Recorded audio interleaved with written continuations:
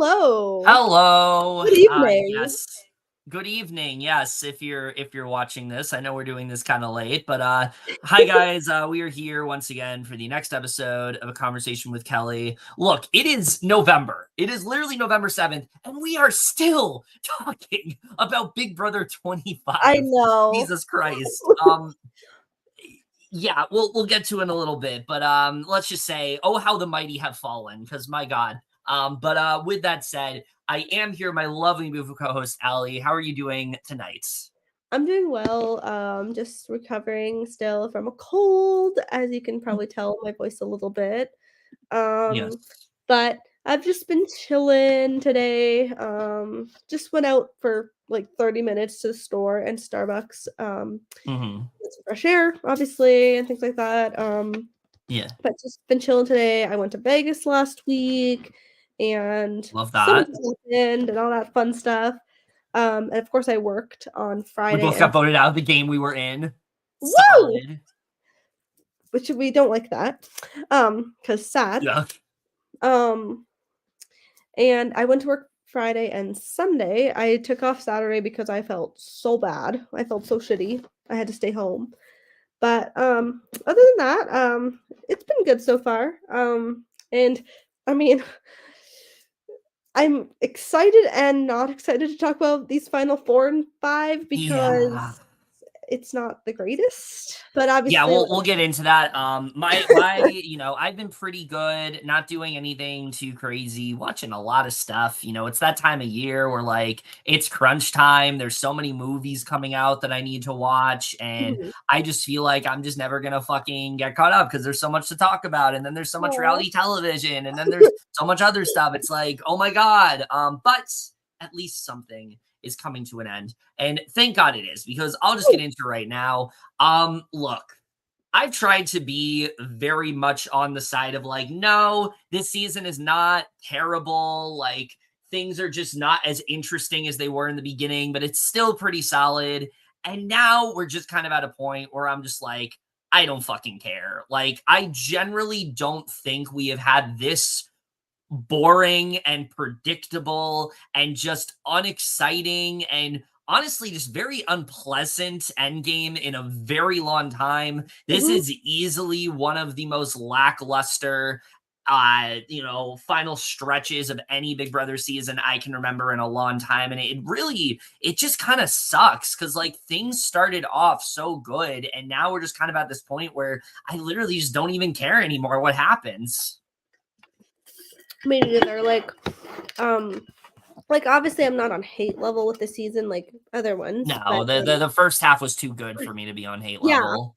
But like just this end game is so disappointing because like it was off to such a good start until that stupid zombie twist. Yeah, that absolutely ruined the season. Oh my God. So but like it'll be good once we get this season done. Yeah, definitely. Needless to say, we are not very happy with how this has played out. And we don't really have a lot to say. Despite having quite a few pages of notes, I don't think we're going to have a lot to say because it is a very simplistic endgame. A lot of terrible gameplay, but we'll just get into it right now. But Allie's going to start off. We only have 4 episodes to talk about here, so we're going to start off talking about Sundays with the final 5. Go right ahead. We just decided to do both Final 4 and 5 together because since there's not a lot Final 4 was literally one episode. It didn't make sense to do Exactly. Which I will say, moving forward, I'm fine with that. Like, if they continue to do just one episode for a Final 4, unless it's a crazy Final 4 like Big Brother 14, like, I'm fine with that. Yeah, same. I'm down. I thought it was paced very well for a Final 4 episode. I agree. Honestly. I don't like the content of the episode, but I did think it was paced very well for what they did. Oh, yeah. All right. So getting into Sunday, we start with everyone celebrating on making Final 5. Woo. Yeah. Cirie feels she did everything she could, but even with splitting the votes, Jag was the one deciding if Blue survived or not, and he put her on the block in the end. She knew she was being evicted tonight. Yeah, and I mean, we all were kind of wondering, like, when exactly did this happen? Julie literally said in the Yeah. episode that Blue found out pretty much like right before they went on air. And yeah, that's what we get in this flashback here that Allie's going to talk about. I mean, it would have been nice if she was blindsided, but whatever. I definitely would have preferred. However, there are some things that we would not have gotten if that didn't happen. So, True. So 43 minutes before the eviction, Blue talks to Felicia and how nerve-wracking it is staying on the block, and she goes to her basically insinuating that she is going home tonight. And Blue asks her if it's switched today or if it's always been the plan, and Felicia says they all thought along the plan was America, and then found out it wasn't. I mean, I will say, knowing that it was Felicia that kind of clued her in on what was going on, I think was a good move. Felicia very much was also like blindsided. She thought it was going to be America all along and then found out it wasn't. And I feel like it made sense for her to just be like, yeah, you're going tonight. I don't see a reason to hide this from you. For sure. Like, it was good like, for it her. wasn't, I don't think it was necessary to like blindside Blue, like, at all. Yeah. I mean, it would have been like entertaining, but like, I think Jag could have easily just sat her down and been like, listen, I was after you last week and you didn't go, but I just can't have you. Like, I needed Cory to go first, but I need you to go now. Like, I think that would have been so much better. But like, Jag's jury management is so incredibly abysmal. And this is such a perfect example of that. exactly. Like, he just does stuff to do stuff. Yeah. So Felicia says it had nothing to do with the jury. Her heart just didn't see her wanting to get caught off guard like that. Yeah, and I mean, that just shows the person Felicia is, that like she'll always like, do stuff like that. Exactly. Blue then goes to Jag and gives him a hug and then asks him at what point it was going to be her, if it was last week, and just kept going from that. Matt then comes in and Jag says he respects her way too much as a game player to think she'd take him to the end, and it wasn't at all a singular decision, but everyone was down and that sort of made it obvious. And she accepts that she's likely going tonight and assures him she still loves him as a person, and says if it's not both of them in the final two, she hopes both or one of them follow her, but also lets them know she personally wanted it to be the three of them. But game-wise, she was very much after them, and Jag says he knew, and that's why he was so mad. And this is where I just get confused, because I feel like the way Blue played that week, at least to me, made it seem like she was just delusional. Like, she didn't realize that Matt and Jag were coming after her. It seemed like she was very much like aligned with them. She kept saying throughout the week, like, I want to go to the end with them. It's going to be the three of us. It's going to be the three of us. And it seemed like she believed that. So I feel like, in my opinion, this is just kind of revisionist history now, with her now saying, oh, I knew you were coming after me and things like. I just don't really buy that, just because of how Blue played the week. Yeah, but I mean, I think she could have just been trying to stay on their good sides, so to make it look like she wasn't coming after them, but she actually would, kind of like America. I don't know. Blue's had such bad reads all season. I wouldn't put it past her to just be like super delusional as to what was going on. Okay. Like, her reads have just not been there. Yeah. All right. Matt says sending Blue home is bittersweet, as it all goes back to day one with himself, Jag, Blue, and Reilly, and she's been an awesome friend in this game, but they both knew she was going to gun for them next week, so they needed to pull the trigger and get her out as soon as possible. Blue goes to Cirie and tells her she knows her secret about her being related to Jared. She assures her that she figured it out, and he didn't tell her she just figured it out through all the stores lining up. She lets her know it was an honor getting to play with her, and she comforts her, and Cirie says she loves her so much. Cirie says the only thing she can say to Blue is thank you for her keeping that secret on the way out the door. Oh, yes. Let's talk about this. This to me was one of the best moments in the entire episode. It's like one of the only things I was like really happy to see, because we knew, like, Blue knew Jared's secrets. She didn't tell anybody throughout the entire season, and we were like, why isn't she saying anything to Cirie? And now we get this just beautiful moment where she's like, I didn't want to say anything. It was too important to me. Like, I thought this was a really beautiful moment, and it really made me look at Blue kind of differently than I have all season. Like, I think she generally is a really great person that puts her morals first. And I think this is like such a great example of that. Oh, I agree. Like, this was just fantastic, and it really shows how like great of a player Cirie is. And yeah, honestly, hats off to Cirie here, because if you remember, Cirie did not like Blue at first. Like, she did not want to work with Blue. She thought Blue was bad for like Jared's game. And she was able to completely turn Blue around to where Blue saw Cirie as basically like her number one, as the person that always like helped her game decisions. And I feel like this is such a perfect way of showing that, where it's like, this is something that she very easily could have exposed at any point, and she chose not to, just because she cared about Cirie that much. Like, this was such a beautiful moment. Yeah, she was also just being a protective mom in the beginning too. Yeah.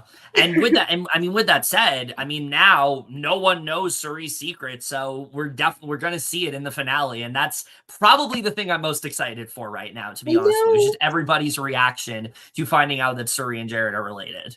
It's gonna be so good. Oh yeah. Besides Izzy knowing.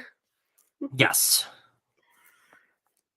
After Bowie wins HOH, she immediately knows America is her target, and as she's had a final 3 with Matt and Jag, and America has been the next target on her hit list, she's really worried she will put up a big fight and will use any excuse she can think of to keep her hands clean. Bowie explains to America that she can't put up Cirie because last time she assured her she was a pawn, and America tries to tell her it has to be Cirie and Felicia because she'll go home if otherwise, and Bowie says she doesn't think she will. Bowie's just not good at any kind of game. No, she's really not. Like, I don't understand what Bowie is thinking here. I feel like she has every opportunity to like look at, like, recognize like what this could do for her if she was to put up Jag, like what that would do for her resume. She takes out Cameron and Jag, two of the biggest threats of the season, especially in a season that is so comp heavy, where everyone's focusing on, oh my god, these people were winning comps. Like, I literally said in the last podcast, like, she is in the best spot if she does that, and I don't think she realizes it. Yeah, like literally, she ate one thing, and that was getting Cameron backdoored. Yeah, that's it. That's it. Like, there's literally nothing else I can credit her for. So. Same. So she goes to Felicia and assures her she isn't the target, and she promised Cirie if she was HOH, if she went up as a pawn, she wouldn't do so again. She is 100% safe and will be going up as a pawn, and tells her to not be mad because she has to follow through with her promise. Yeah, I mean, this made sense that she wasn't going to put up Cirie just because of, like, the promise she made to her, but that doesn't give you a reason to not put up Jag. Like, come on. Felicia says she's pissed the hell off and is tired of everyone thinking it's okay for Felicia to be the pawn. And though America has always been a target, she isn't okay with this at all. Well, as she should be pissed. Yeah, no, I mean, people have been looking at Felicia as like this like easy pawn, and it's so annoying to watch, because Felicia like is just like such a strong person, and she's just so rootable to watch, and to see her just constantly get put up over and over again, it's been really upsetting, I think, throughout the season. Yep, Felicia just deserves better. Yeah, always. So after Matt wins veto, America immediately asks him to talk, which, I mean, this was really good work on her part. Yes, and we already knew that she was doing a good job, but I think they gave us an even better example of what she did really well here. Oh yeah. We get an extended version of the conversation they had, with her pleading to him to put up Cirie and take her down because she doesn't want to go home, and will repay him and Jag, and that Bowie moving forward wouldn't be a target for her. Yeah, and I mean, this is where I really take issue with Matt as a game player. I feel like he should be so fixated on Bowie and wanting Bowie out, because Bowie doesn't really benefit Matt in the way he does. And I'll talk about this a little bit later, but like, I don't understand why Matt feels this connection with Bowie. I don't understand it. It doesn't really make a lot of sense to me. And I feel like this pitch is really good. It's like, okay, I'll come after Bowie. Bowie's my target. Like, that's perfect. You can just put up Bowie and Felicia. You get Bowie out. That's, pretty much what Matt probably would have done anyway. So it's like, this is a good argument. Oh, for sure. Also, what's ironic is that America's literally pleading to get Matt to save her when Matt's literally always saying this disgusting things about her. Yeah, no, Matt is, really like, Matt is not the person you see on the show. He is very unpleasant especially when it comes to his opinions of women. They're just really not okay at all. And the shit he said about America, like, I just really cannot get behind. And I think the only women he hasn't said anything disgusting about were like Kirsten and Reilly. Yeah, that's it. Like, even Cirie and Felicia, like, he pretty much showed this week that the only reason he's given them any sort of leeway is because he sees them as moms. Yep. Like, the only, like, yes, Cirie's like supposed to be like his other best friend in the house, but like he said some shitty things about her too. Yeah, it's just I can't support Matt. No. Like, great to have like deaf representation and things like that. And I do think there are things about his game that are impressive, but as a person, I am not a fan. No. So Matt says he feels bad for America, but due to the deals him and Jag have with Cirie and Felicia and their deal with Bowie, he can't use it. Does he really feel bad? Literally no sense. Does he really feel bad? No, he does not. Yeah, like, I think like this really just makes no sense. Like, if you use this, like, yes, Jag would go up, but that's actually good for you because now you're like the front runner aside from Bowie. Like, you can literally steamroll to the end. Like, oh my God, it's so frustrating. Oh, so annoying. So after the veto ceremony, America talks to Matt and Jag and says that she's unsure what's happening, and they make it clear she's a target. And Jag asks if she'd come after them, and she says she wouldn't. She will go after whoever they want her to, and will not come after him. And it will be a vote for the both of them if she ever gets the veto. She was true to that, and she knows it's all just words and hasn't got a chance to prove it, but she won't be coming after them. Yeah, and I mean, really, America just puts up such a good fight here, like, all the way to the end. She puts up such a strong fight. Even though she's obviously lying, like, of course she'd put them up, but she's trying to. No, but I think this was still, like, really good. Oh, it was great. Like, she killed it there. Yeah. Like, she really fought to stay. Yeah. And we love that. Yes. So Jag says this is the second time she's promised him the world if she's safe, but Blue is already out the door and she's the next target on their hit list, and she can't stay in this house any longer. While they go to vote, America lets Felicia, Cirie, and Bowie know Matt and Jag are going to make it to Final 2 and win, as she has seen this over and over again. Yeah, and I mean, we'll see what happens on Thursday, but I feel like she's right. True. Cirie says what America is saying is absolutely true. 100% she knows she's working with Matt and Jag, but she's not blind to the fact they are running away with this game. This is why it's crucial she wins the next HOH.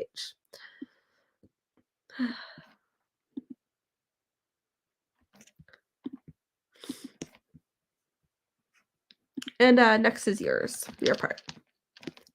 It's so yeah, like I said, in general with this double, like, it was very the one thing I will say about America that we didn't really get to say is that throughout the whole thing, like, she fought. She was very inspiring to watch because she is a big fan of the show, and like seeing her dream get just like crushed in front of her, like, it is very sad to see because she did fight hard. You could see that she was putting up such a strong fight. I definitely feel like if she had been able to win a comp, she would have been able to do a lot more than she did. Definitely. But she still has the Hisam vote, and she still has like the getting Izzy out. Like, she has those moves to her name still. Definitely. She just needed to win a comp, and I was like hoping she'd win that double HOH. Yeah. So Cirie goes to talk to Matt about his plan if he wins HOH, and he assures her that she will never go up if he wins. Keep that in mind. So he'll absolutely be putting up Bowie and Felicia. She never has to worry about anything, and she excitedly hugs him. Jag then comes in, and Matt tells them that if they win this HOH, Felicia will be going up, and Cirie says the two of them are her squad. Jag says that though Felicia was trying to tell him that Matt was coming after him, he doesn't buy it at all. He knows that he trusts Matt, so he had to set the record straight with him. So one day before the eviction, he asked him if Cirie mentioned taking him out at all to him. Matt denies her doing so. Jag talks about Felicia's conversation with him, and Matt says that her and Cirie are just saying this, wanting to be carried so the two of them can target each other and take them to the end instead. And Matt says that he did say that to Cirie and thought he could trust her with that information. The last thing he wanted was for it to get back to Jag, and it did. So now he needs to talk to Cirie and get to the bottom of this ASAP. And I mean, I think Cirie handles this very well here, where he tells her what Felicia said. And Cirie is not happy that Felicia once again is spreading information around that she presented. She wants to use this as a way to get her out of this mess of distrust that she's made with Matt. And she tells him that Felicia told her a month ago that he would take a shot at Jag, which is something that he has said. And she didn't believe it. And now she's saying that she did it. Matt says that he's glad that he cleared the air with Jag and Cirie, and he believes that she's telling the truth. Felicia being messy is ruining his game, so he may need to target her sooner rather than later. So Jag says they're at the final five. He just has to be really careful and doesn't believe Felicia when he says that Matt is targeting her. He also doesn't trust Cirie, as she's broken his trust before, and he really does think that she'd take a shot at him if she has the chance. He really doesn't trust anyone besides Matt and Bowie at this point, which, I mean, makes sense, definitely, that he trusts the two of them. So Matt says this is a huge moment in this game. He was willing to take a shot at Jag, but with a veto win and more to his resume, he doesn't think he needs to, and also feels he will take him to the end. And while he's aligned with everyone in this game, he wants the Minutemen to stay strong. And this, to me, is, at least right now, Matt's fatal flaw. The fact that he had no other path aside from Jag, so confident that Jag is taken to the end, I think is definitely like bad for Matt at this point. I think he played this round kind of terribly. I'm not going to lie. Oh, Matt, this is like one of Matt's worst weeks.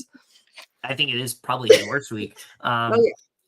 So Felicia says her, Cirie, Matt, and Jag have a final four, but she's kind of over that, and they need to get rid of a serious threat. If she wins, she will be going after Matt and Jag because someone needs to be breaking that duo up, which we love that. So Jag says this is a huge competition win because him and Matt can pull it off if they may end up on the block together. They've worked way too hard only to come this far. And then we get to the HOH. And listen, I've been complaining about the comps a lot this season. I have not been happy with the majority of them. I feel like a lot of them have just been very repetitive. Like Matt's veto that he played in the double was literally the veto he won in the other double. The comps that Jag has been winning, all the vetoes he's been winning, they've basically all been the same. You have to go find something and buzz in as soon as you can, and if you buzz in first, you win. It's literally been the same exact type of comp for him over and over again. Bowie's comps have also all been the same. It's all been look at this, study it, and then it's like, what do you remember from it? Like it's literally been everything was the same. Like they have no creativity.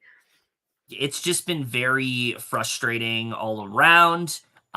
So that being said, this is a comp I actually really enjoyed. I liked this a lot. I want to see more of this, where basically for this competition, everyone has 3 of their BB superhero icons at the end of the Cosmic Crystal. Their goal is to be the last hero standing. One at a time, they're going to call their shot by announcing which player they intend to target. They will then roll an orb of energy down the crystal in an attempt to knock them down and weaken their position in the competition.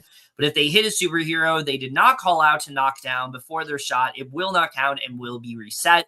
They only can knock them down by announcing them as a target, and knock them down once all 3 are knocked. They are eliminated from the competition and will no longer be taking any shots. The last superhero standing will become the new HOH. And I actually took notes about this entire fucking comp because I thought it was very spicy to watch. Yeah, this one has like some strategy and spice to it. Like I actually really enjoyed this one.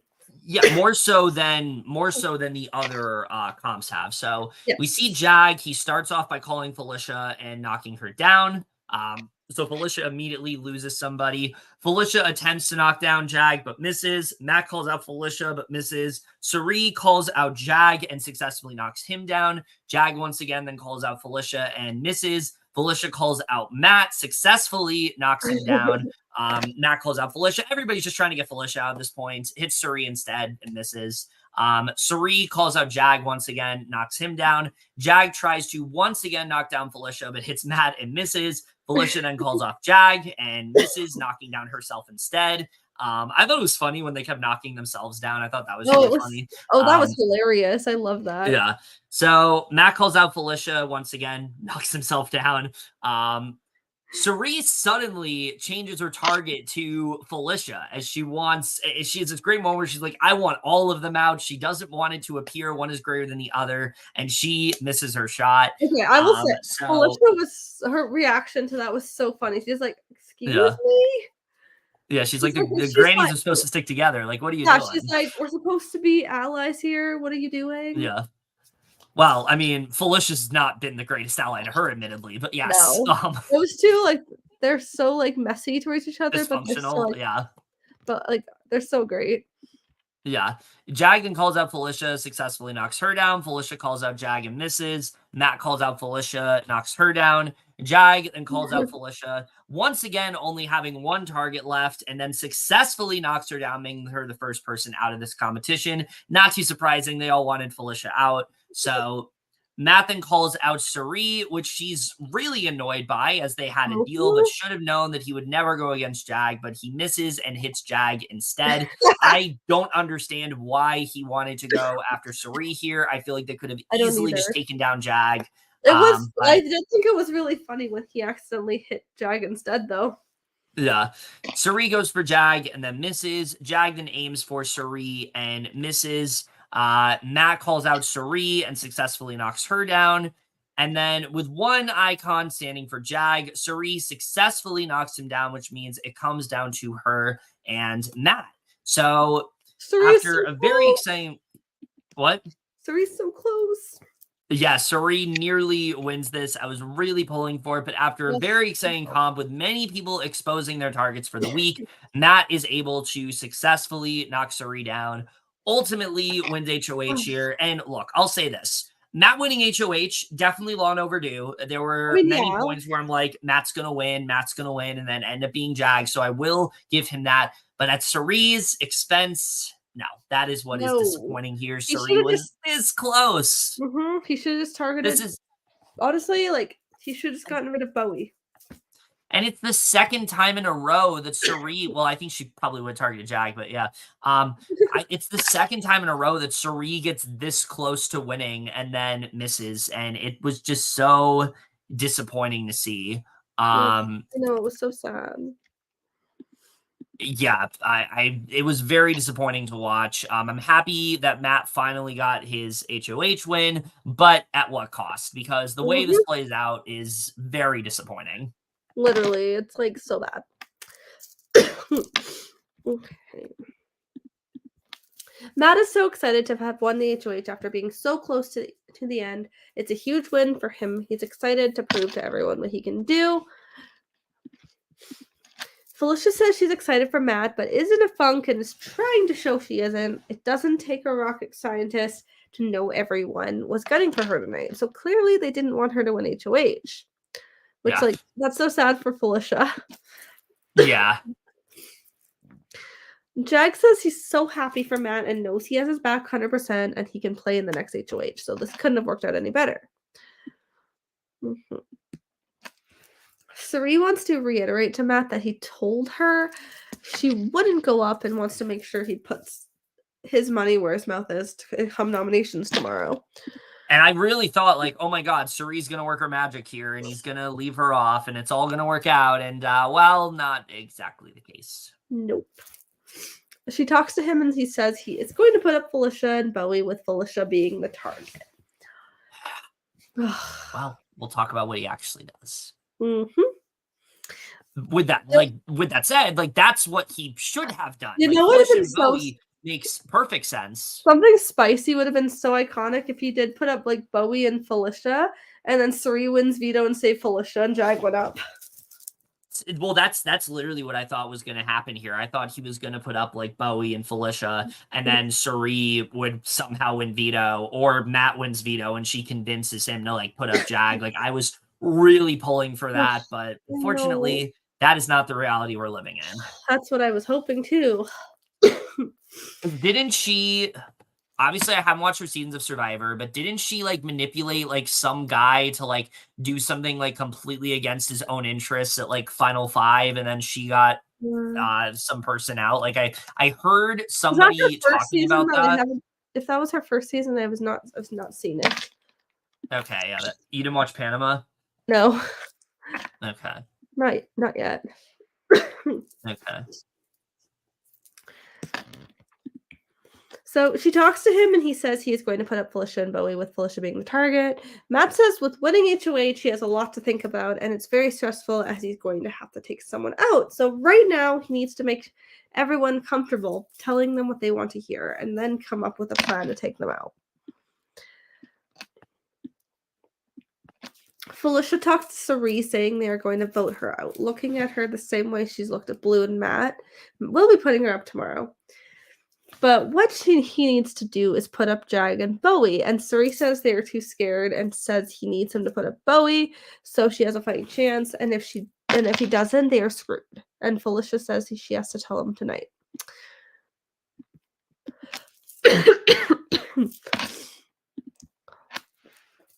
Cirie feels she is just pleading Felicia's case to Matt after throwing her and Matt under the bus.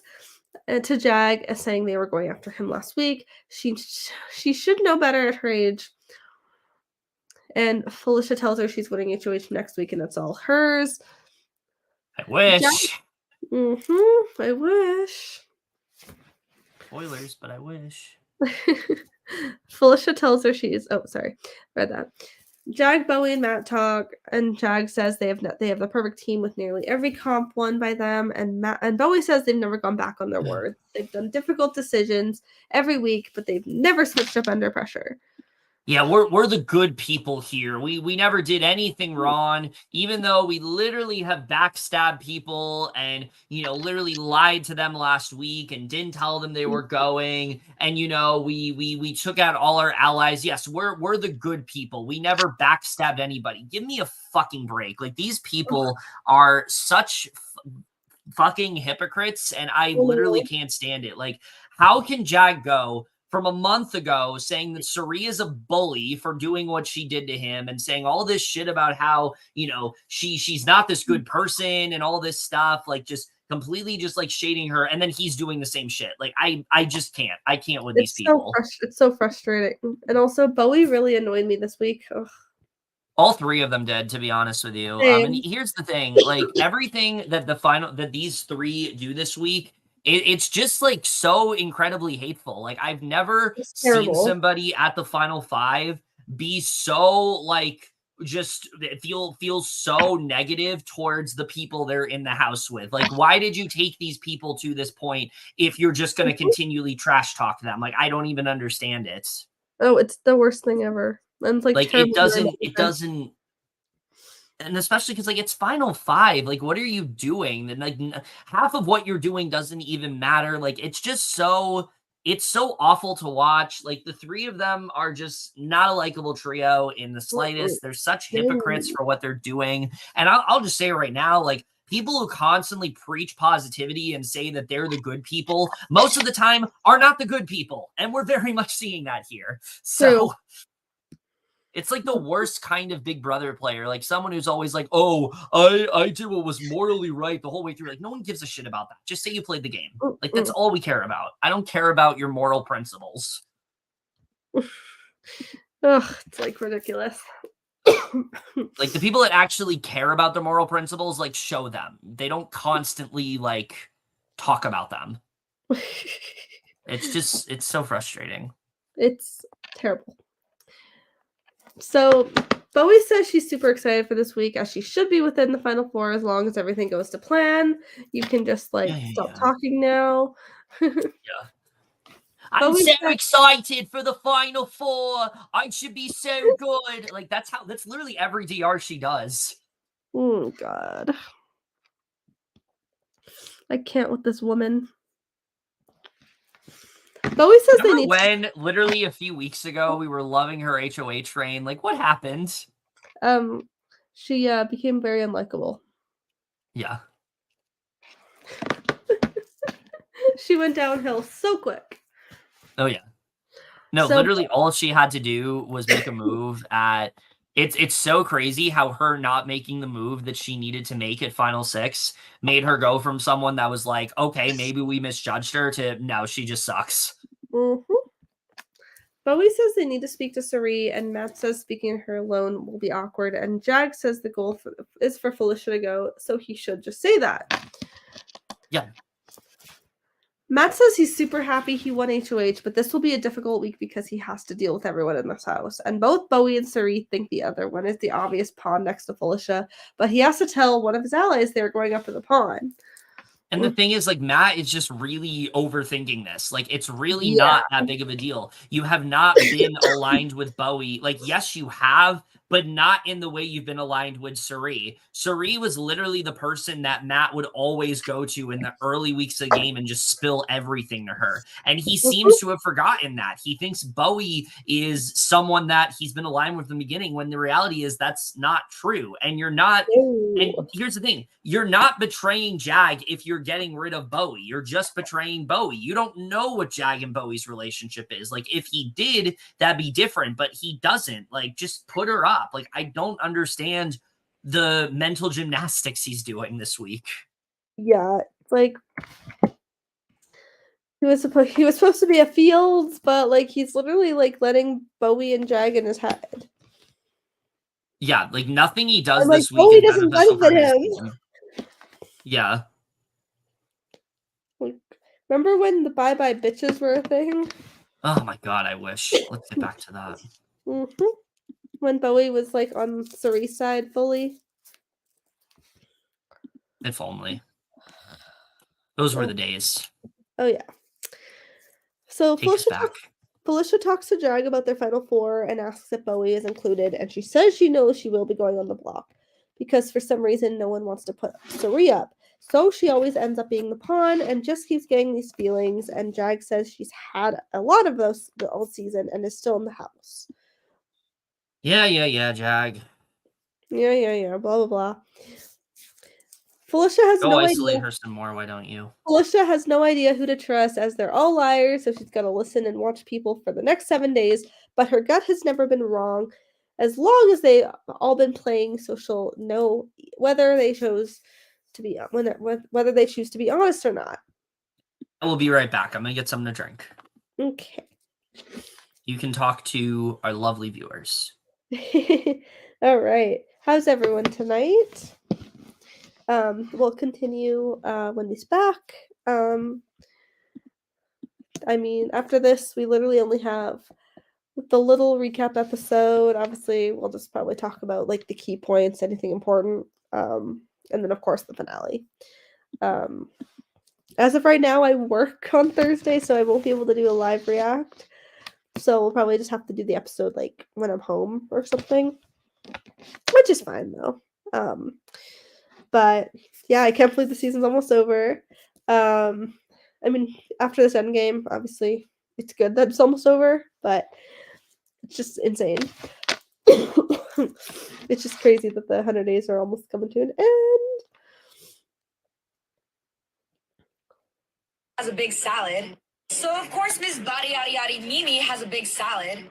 So good. Of course Miss Body Yaddy Yaddy Mimi has a big salad. So that was like the funniest video. I'm never gonna forget that.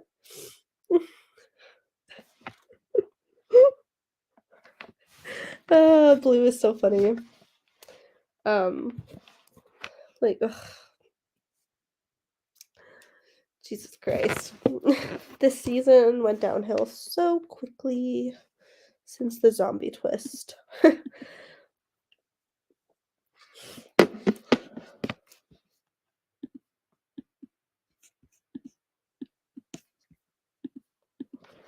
Also, don't forget to drink your water.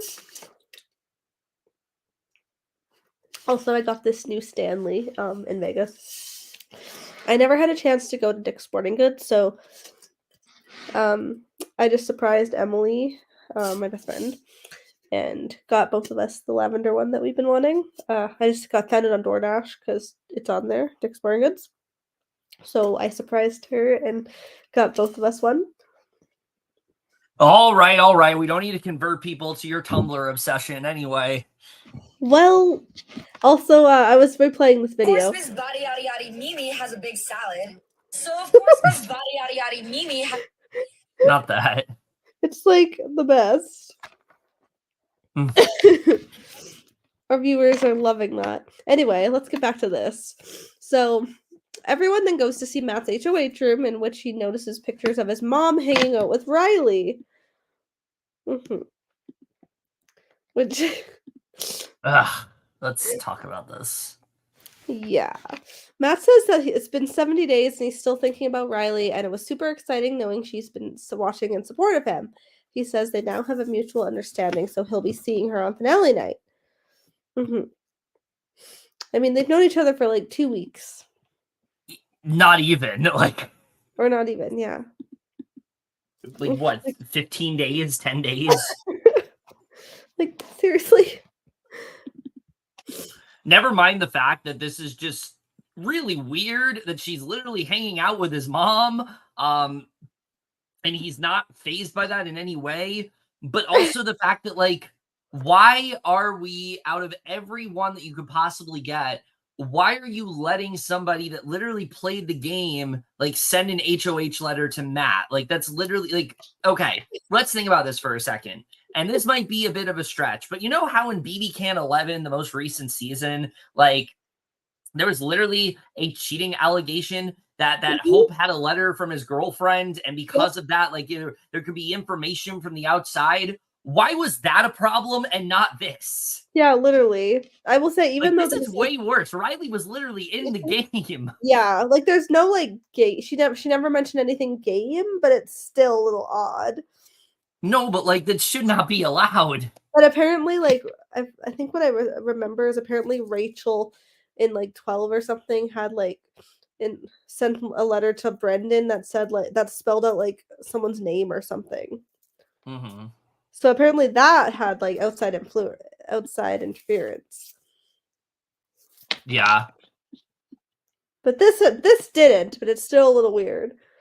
It just, I don't think this should be allowed. Like, I think also, out of everybody, the only reason they did this is because they wanted, I have to assume, production wanted a Matt and Reilly showmance. They assumed that was going to be a thing this season. They didn't get it, and this is their one opportunity they have to milk it, so now they're doing it, and it just, never mind the fact that Reilly was literally evicted like so early on the season that she just feels very irrelevant, and it just feels weird to like constantly bring up her name when she was evicted so early on. But I just don't think this should be allowed. Like, I don't think you should allow people that were in the game to like send letters to people that are still in. Like, it's like I don't know. It just feels weird to me. I'm just not a fan of it. So, strange. And also I just read that apparently Matt really believes America got into a showmance with Cory to spite him. Okay, yeah, sure. That's definitely what happened. Sure, sir. He just wants a showmance. Yeah, well. Sure, sis. All right, so Cirie asked Matt if she needs to even ask who's going up, especially after he told her he would never put her on the block, and he says if he puts her up, people will never suspect what they have too. Sure. Matt says that although he told Cirie she would be safe, he thinks the best move for this round would be to put up Cirie and Felicia, which sucks as they do have this mother-son relationship, but it's the best option to get the least amount of blood on his hands. Sir, it's final 5. Yeah, that's the thing. Ugh. He tells her he needs to be careful because he can't put Jag up, because if he goes on the block and doesn't go home, he'll be coming after him. He tells her it's going to be her and Bowie, and Cirie says she's had his back long before Bowie came into her own, and reminds him that she's never been on the block, and he has not had to worry about being on the block if she won because she's never put him up. This is such a frustrating conversation because, like, literally all he had to say to her was like, if I don't put you on the, like, all he had to do, literally, this is all Matt had to do. He goes to Cirie. He says, if you won veto, who would you vote out? Like, who would you vote out? And then if she just didn't say Jag's name, like, it's fine. Like, that's literally all he had to do. If he was so concerned about him and Jag, then just tell Cirie you can't evict Jag. She'll probably still do it, but like, I feel like, at yeah, least you have that assurance. I feel like even if Cirie won this HOH, I feel like she'd put up Bowie and Jag. Yeah, but she'd want to get Jag out. Oh yeah, definitely. And then yeah, no, Matt would not have gone up if she won. No, I think he'd only go up if one of them came down. Because I mean, she wouldn't put up Felicia. Mm-hmm. So Cirie says Matt has been assuring him that she would not block on his HOH, and now it's too deep in his bromance, and she needs to convince him that now is the time to take a shot at Jag because there may not be another opportunity. Mm-hmm. He tells her he has to put her up, but it doesn't matter because she'll be fine, and he really wants Felicia gone, as does everyone else in the house, and he hates doing this, but he knows she will be safe, and she asks what the ultimate plan is, and if it's for him and Jag, Bowie, and if it's for him, Jag and Bowie to be the final three, and tells him whoever is going to sit next to Jag is going to have a problem because of his social game, and everyone loves Jag, and he says he does too, but he needs to see if this is the week, and she says there's only one other week left. Literally, there's only 1 week left. If you're so worried about Jag, just take him out. Oh my god. These people are playing like it's Final 10. It's so annoying. Matt says he's been trying really hard to not show his cards and make people happy no matter what, and he knows if someone at the end of the day is going to be upset with him, so he can either roll with Cirie or go with Bowie and Jag, and he has to draw a line and can't do more than that. Ugh. Sure. Well, let's get to the nominations. Mm-hmm. It's then time for the nomination ceremony, and despite promising her safety, Matt does decide to nominate Cirie and Felicia, with his reasonings being that it is based on the conversations he's had with them privately. Like, what? Like, okay. Like, did you have what? He hasn't even had, like, a single conversation with Bowie. Yeah. So why didn't he put her up?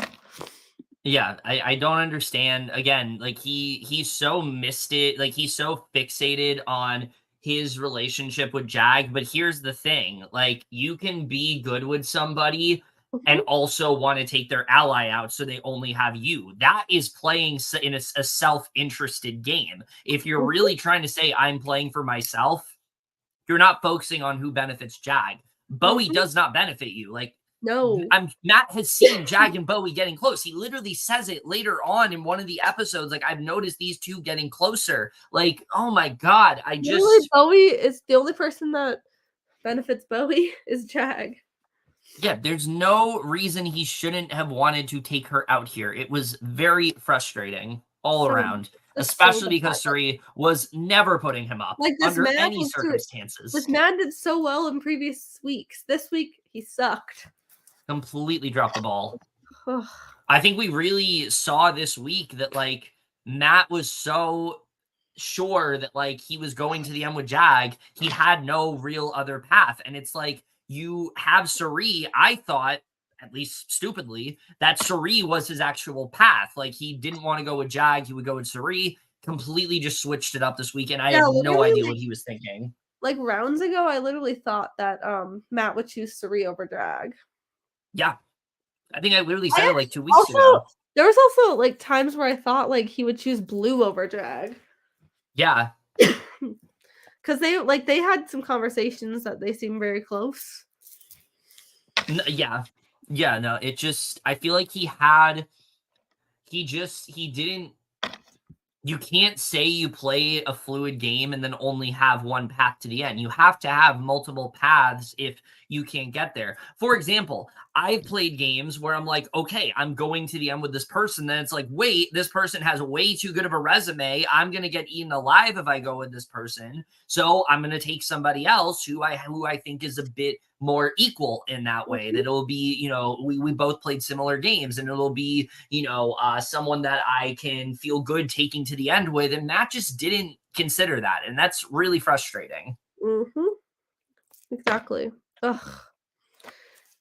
He put no thought into anything. Also, how are we only on Sunday's episode and we're just ranting a lot at this point? Well, that's because you went to grab a snack too, so we had a little bit of just chill time. All I did was grab milk. Matt says Felicia is his target this week because she's been trying to drive a wedge between him and Jag, but if Felicia wins veto, unfortunately Cirie may have to go because he thinks his best option of winning is with Jag and Bowie, as he can't play in the HOH next week.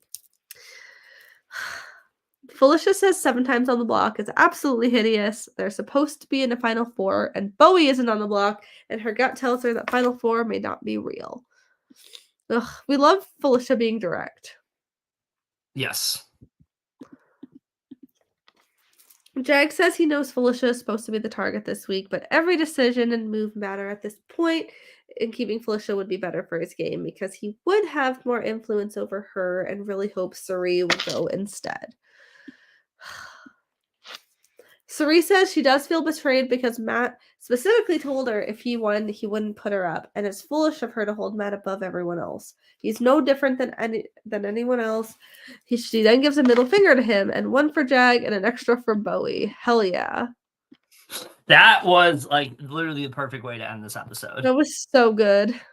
And like in an episode that was so incredibly boring and just disappointing, like Cirie just really brought it home with this confessional. It just really reminds us like how like grateful we should be that we actually got to see Cirie play this season. Like especially like with how manufactured and like just like cringy the DR segments can really be. Hers just always were just so real, and they just felt so like natural and authentic. And it's moments like this that just remind us like why we are so happy that Cirie is on this cast. Oh yeah, she was fantastic. Yeah, just a great moment all around. So okay, so we get to Tuesday's episode, and this was also really fucking boring. There's really not much to talk about here.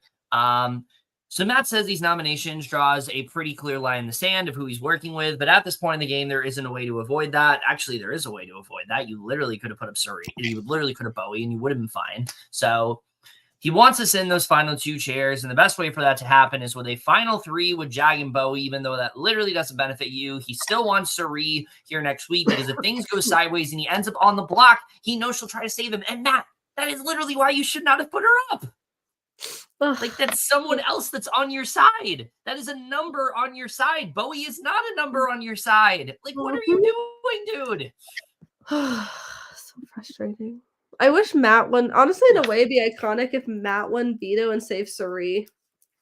I know, I wish. I really wish he did. But Cirie feels betrayed by Matt, obviously, knowing that her and Felicia are in a Final Four with him. Because that was annoying.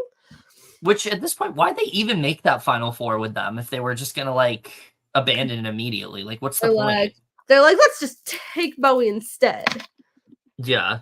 Like, really? So Matt has been telling her Felicia's the real target. She's having a hard time believing anything that he says anymore. She's been coming close in a lot of comps, and now it's time for her to win and shove it in their faces. And I was very much here for Cirie to pull out this veto win, but we'll get into how that plays out. So Jag says that in order to set himself up at the end, he thinks that Cirie is the more dangerous player that needs to go. Felicia said she's been on the block 7 times. They need to stop messing with her, but they know this robe has some deep pockets and she may fish out a veto. Yes. So she goes to Matt and he tells her that he knows she's not happy, but that she's not his target. And she says that she's been up 6 times and this is now 7.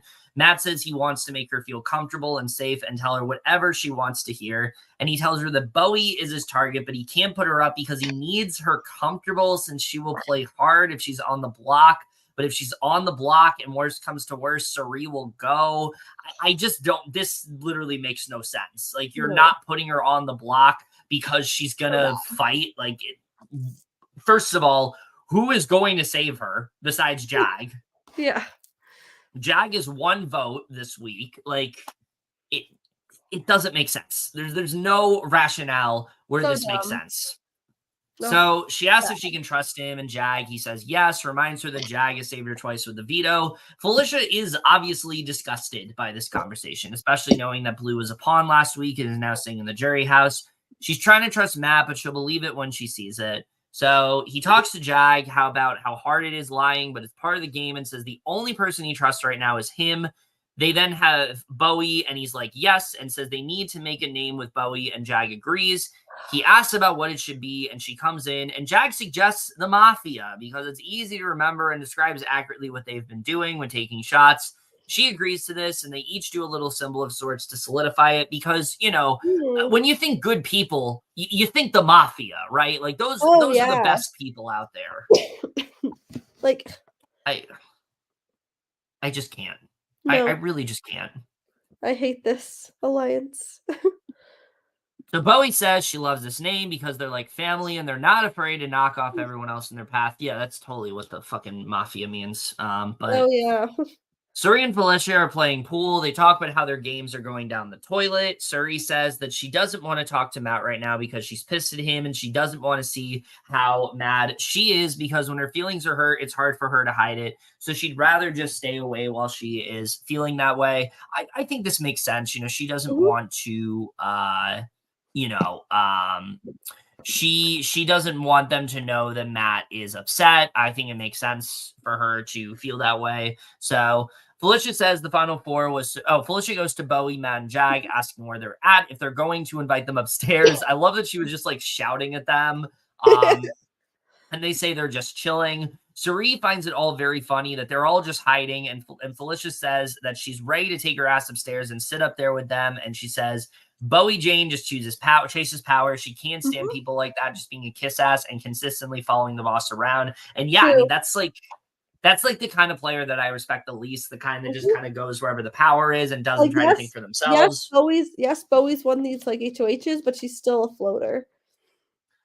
A coaster, not a floater. A floater's a good thing. Actually, yeah, she is a coaster. Because being a floater is a good strategy. And here's the thing. You can play this right. There is a way to go about this. Andy Herron in Big Brother 15 did this perfectly. He latched onto the power, but he latched onto the power so they would be targeted over him. That nobody suspected that he was doing the things that he was doing. Bowie's not doing that. Bowie is latching onto Matt and Jag because she wants to be besties with Matt and Jag. That's literally why she's doing it. Like, she's said that she doesn't care about winning. She doesn't care about making it to the end. She doesn't want to take out the powerful players. Like, what is the point? Just such a waste all around. Rachel Reilly ruined the floater strategy. No, she didn't. Because she said, floaters, you better have a light vest. But the player in question that I just mentioned was after Rachel had played. Yeah. So I would not say she ruined the floater strategy. What she did was she ruined the lingo. So now people think that floater is a bad thing when really the description of a floater that they use is actually a coaster. A coaster is someone that does absolutely nothing and is just there to kind of just like vibe. But yeah, Bowie is just very disappointing all around. And honestly, like, everyone thought preseason she was getting pre-jury. She feels like a pre-juror. She feels like somebody that should not be there. And it's just very disappointing. So Felicia says the final four was supposed to be her, Cirie, and Matt and Jag. But ever since the nomination ceremony, Bowie has not left their side like a dog with a bone. They're starting to wonder what happened to the final four and if they're shifting gears. One of them will have to win this veto because they both can already see the writing on the wall. And I'm with Felicia. Like, why did you make this alliance if you weren't going to stick to it? Like, what was the point? I just don't get it, Allie. I really just don't get it. So we get this filler segment about Felicia clipping her toenails in Cirie's bed and Cirie not being pleased by this at all. This was stupid, but I thought it was funny. I enjoy their banter. Like, it was a fun really moment, funny. I think. Yes, it was just kind of like, why was it there? But it was really funny. Yes. Yeah, I think this was definitely fun to do.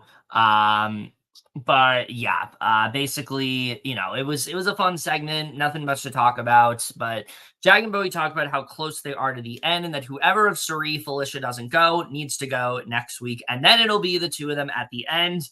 And Jag says that although he wants to be in the final 2 with Matt, he thinks he has the better chance sitting next to Bowie. Also, in the event she wins the final HOH, he wants her to choose him over Matt and hopes she understands by saying us, it means the 2 of them.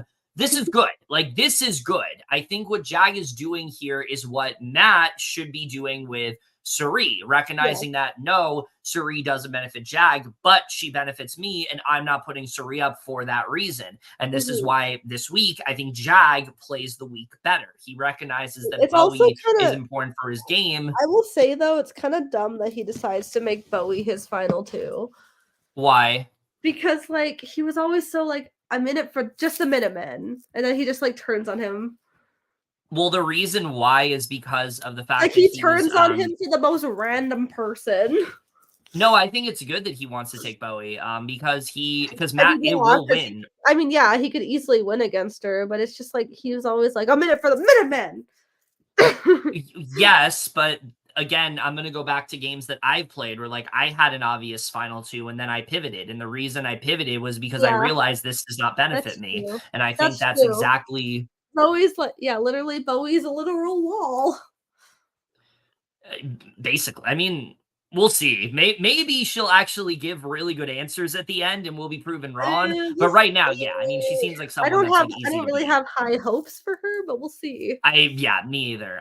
Especially after this week, I really don't have high hopes. But we'll if she pulls it out, that'd be great. We haven't had, we'd have 2 women winners in a row, so there'd be that at least. I mean, at least, but like, Bowie is a downgrade from Taylor. Oh, for sure. Like, no question about it. But, I'm not ruling it out completely. I mean, who knows? Maybe this was her strategy. Maybe she's going to have a really good speech. Who knows? Yeah, it's still possible. But I will say, I do think it was wise for Jag to recognize, oh my God, the jury loves Matt, and Matt could absolutely win. I need to take somebody else. And I think this is exactly what Matt should have done with Cirie. And it's just frustrating that he didn't, because he easily could have. So Bowie says, though the Mafia has made it to their final 3 officially so late in the game, she will have to decide what she really wants to do if she was in the final 2. She loves Matt, but he's so likable, loyal, and won a lot of comps. But she still managed to keep his hands clean, even though he's not doing that this week. And she would vote for him if she could. So Bowie says to Jag that there's still a few wins left, and Jag says that they need to win the veto. So Felicia talks to Cirie a little bit and says that she will just have to see how Matt plays this out, because if he wins the veto and uses it, one of them will come down, and then Bowie or Jag go up. And if Jag wins the veto, he should use it, and then Bowie goes up. But if Bowie wins the nominations, will not change, and one of them will be going home. So Cirie says that she needs to wake up because Matt could have easily nominated Bowie and didn't, and she now knows there is no substance to the Final 4 whatsoever, because how are there 2 members of said Final 4 sitting on the block? She has no idea who the actual target is, so she now needs to win this veto for herself. And definitely. I mean, the position that she's, the position that he's put her in, like, she kind of has to win now. So, So Bowie talks to Jag, and he asks her if she wants it to be Cirie or Felicia. Bowie says that she thinks Cirie is a better competitor. Then they realize, and he says that she has to think about the both of them. So Jag says he'd rather take out Cirie than Felicia because they've never seen her win a comp, and part of him thinks that she's been throwing them because she's never been in a must-win situation. He's in Final 3, and he needs to be in a position, as to where everyone will take him, and Felicia is way more likely to do that than Cirie, who would take Matt. And again, good play by Jag, like recognizing Cirie does not benefit him, that Cirie shouldn't stay in this game. Like, this is a good play by Jag. It's just frustrating that Matt is so easily snowed by the fact that, like, it's Cirie's the target here and not the pawn. So he tells her that if it's Cirie next week, one of them are on the block next week. This is why he should have put a Bowie. Yeah, literally. Like, this all could have been avoided. That's what's so stupid about this. But He tells her if it's Cirie next week and one of them are on the block next to Matt, she would keep Matt, whereas Felicia might not. She says she's a wild card. He says that he'd take a wild card over a for sure. They're going home, and he thinks that Cirie has to go. She says it's only if he wants, and he says that he thinks they can get him on their side. She says they just need to win every comp from this point forward and just make it happen. So Bowie talks about how Cirie has been on her radar since her very first HOH, but if she thinks about her endgame, it's better to keep Felicia since Cirie is tied to Matt and likely would take out her or Jag. And if she won the next HOH, but Felicia isn't tied to anyone, and they need to secure the veto first before they can put any of this info into action. So we get to the veto comp, and oh my God, it's unsurprisingly an incredibly physical competition where they will need to start by grabbing one piece of their antenna, get into the swamp. They will then carefully sneak their way under the branches, place the antenna piece on the tower base to complete the antenna. They must stack 25 pieces vertically on the base, but if any pieces fall from the stack, they will have to start over. Once they complete their antenna, they will grab their phone, they will grab their phone to call for help. The first player to successfully pick up their phone with their antenna standing will win the power veto. What are we noticing here? Oh my God, it's another find this object and ring in first. The same type of comp that Jag just keeps winning. Like, how is production not noticing this at this point? Like, how are you not noticing? They're literally so blind. Like, well, at this point, I have to just assume that they want Jag to win. Like, there's no way they're doing this, like, unconsciously. They're doing this purposefully. They want Jag to win. Like, we just have to accept it. If anyone's their production's pet, it's Matt. But, I mean, why is Jag winning all the vetoes, then? Well, because if they wanted Matt to win, wouldn't Matt be winning the vetoes? Yeah. Because Allison Grodner only likes rooting for men. Yes. So, in what's a total surprise to nobody, Jag once again wins the veto. Very frustrating. But I mean, good for him. Like we like the first sick guy to winning all these comps, but it's still like. And also, he's now tied with Mecole and Janelle at 6, which is impressive. But it's not as impressive when so many of the comps are exactly the same. Yeah. Like, Janelle and Mecole had different skill sets, and that's why, to me, it was more impressive when they won. Jag winning, he's just winning the same type of comps over and over again. It's not as impressive. Mm-hmm. It just isn't. Felicia is not surprised by this either, but knows the one person not in their final 4 isn't up, so the plan should be simple: to take her down and put up Bowie. Cirie says she forgot to celebrate and knows the chances of him using it are slim to none, and she won't be begging him, but will do everything in her power to make sure she survives, even if it means sending Felicia to the jury house.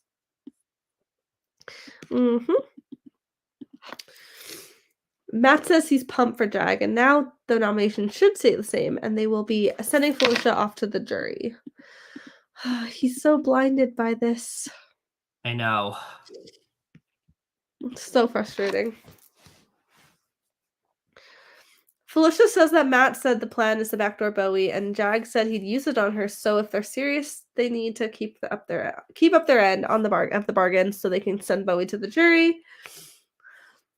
Felicia and Cirie talk about the comp a little bit, and Felicia tells her they will now see their true colors, and if he doesn't use it, it means they intended for one of them to go. But if not, they are a final 4. Yeah. I wish. Really wish they were. So annoying.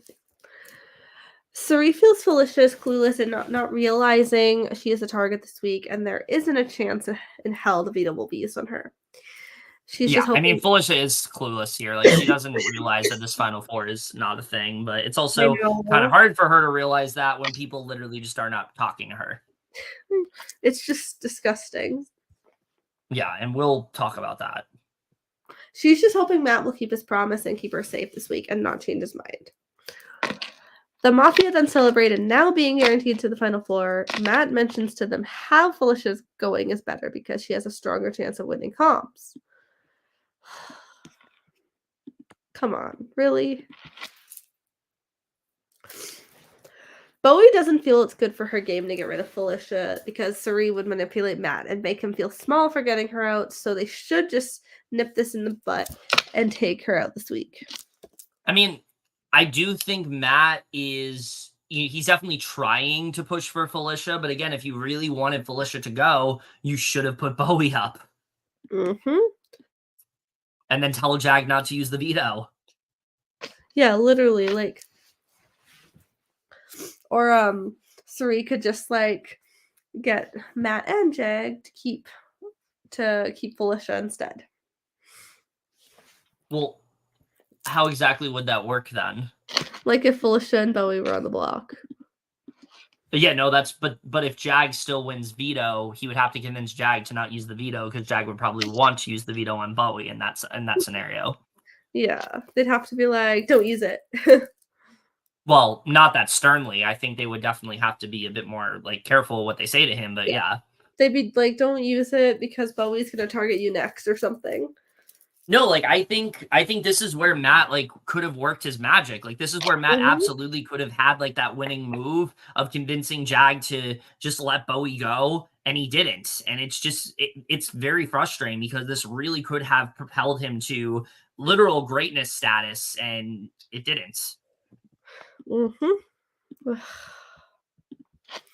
Matt goes to Cirie and assures her she is good no matter what, and she should take a breather.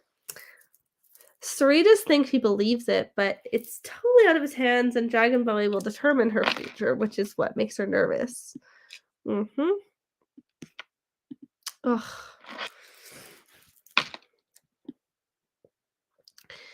Bowie goes to Jag and says it has to be Cirie, and maybe he can lead the charge with that. Jag thinks Cirie has to go this week, as she is a much bigger threat. He needs to convince Matt she has to go and has to be smart about it.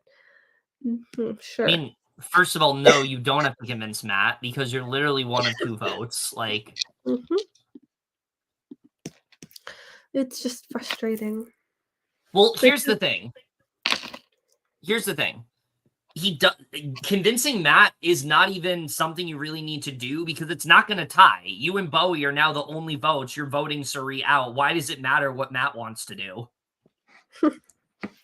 Well, yeah, but they should have just acknowledged what he wanted. What do you mean? They should have just listened to. They should have just done what Matt wanted. Like they should instead of. But that doesn't benefit them because Cirie wasn't good with Jag and Bowie. I know, but Bowie. I just want Bowie gone. I mean, me too, but it's not this is not what's good for Jag and Bowie. Like they're at I don't like them either, but I will at least give them the credit this week that they are playing self-interestedly. Bowie literally they're playing self-interested games, whereas Matt is playing for them. It's just so dumb. It's just dumb how Bowie just hasn't trusted Cirie and Felicia just since the red bow, but that was weeks ago. Yeah, that's really stupid. I mean, I do think Cirie absolutely could have put in more effort with Bowie, but again, that was weeks ago, and Bowie didn't even try to make amends there. Yeah, literally, it was just frustrating. She just counted them out since then, and it's she's had this personal grudge since then. It's stupid. Yeah, exactly. The final 5 receive a transmission from the Scaryverse that because it's Halloween, they will be playing in a luxury competition, which I will say, I'm glad they brought back a luxury comp, which was kind of fun. Yeah, they haven't done that in a long time, so I was glad they did that.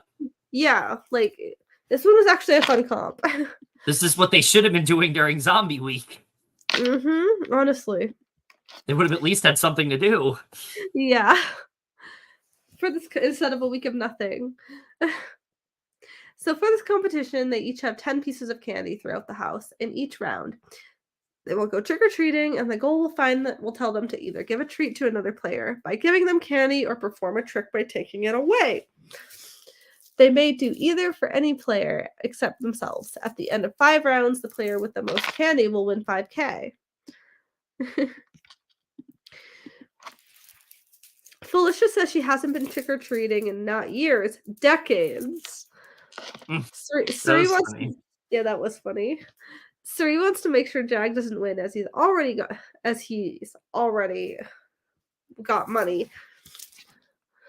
He also doesn't want to win, but does want Matt to win. Is it bad that I literally wish this was the veto? I mean, yeah.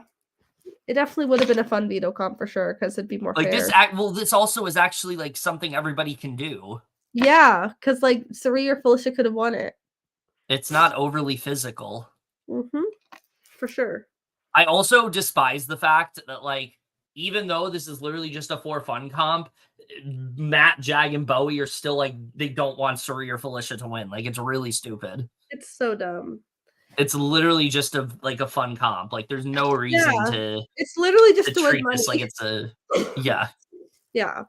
So ultimately, this comp seems to go exactly like the game is, with Matt and Jag's buckets overflowing with candy while everyone else has less. Bowie is unhappy to see she has so few pieces when she gave so much to Matt and Jag. I thought that was so funny. Like, she gives so many pieces to Matt and Jag, and they gave her like nothing. Oh, it's so funny. I think that was hilarious. So with 17 pieces of candy, Matt has won 5K. Yay! Woo. More money. Cirie talks to Jag, saying they both were so close, and he talks about how crazy it is that they only have 10 days left and the week's basically over. Cirie says it doesn't have to necessarily be he could take her down with the veto and Matt could put up Bowie, then it could be.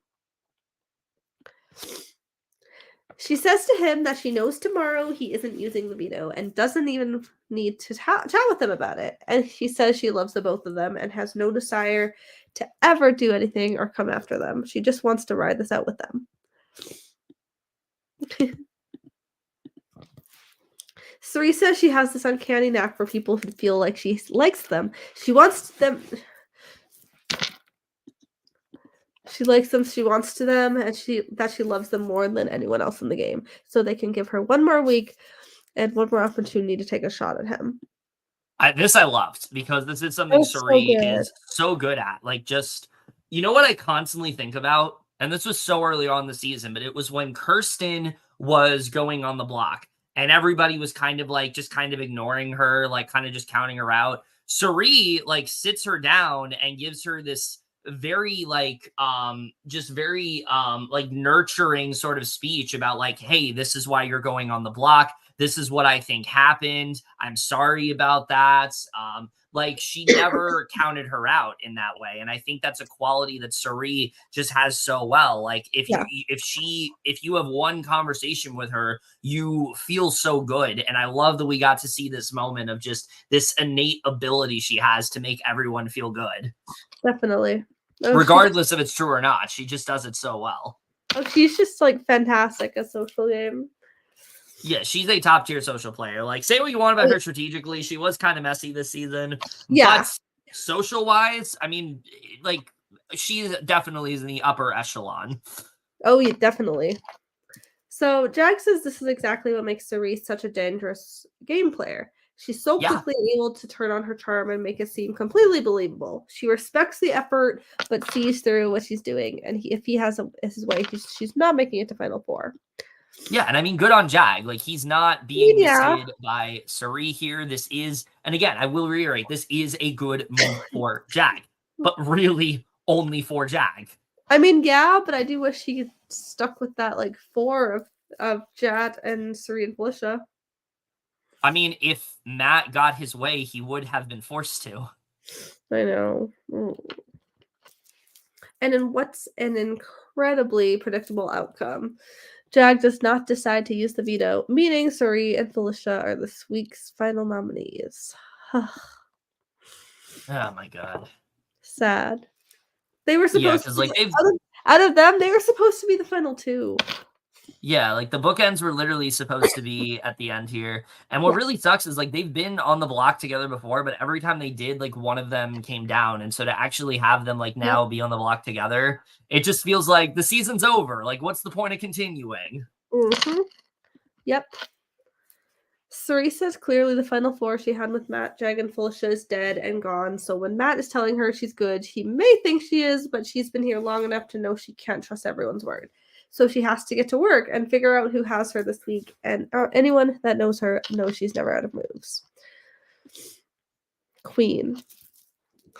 Felicia says Jag's a liar and Matt is, and she's never paid attention to Bowie Jane. She's so sick of the season where everybody has underestimated her. She will show them what her game looks like. She will be in the final four and sit in the final two chairs and walk out the stage as the winner of BB25. They will watch and see the tail become the head. Ugh, Queen. Yes. We love both of these. Oh, yeah.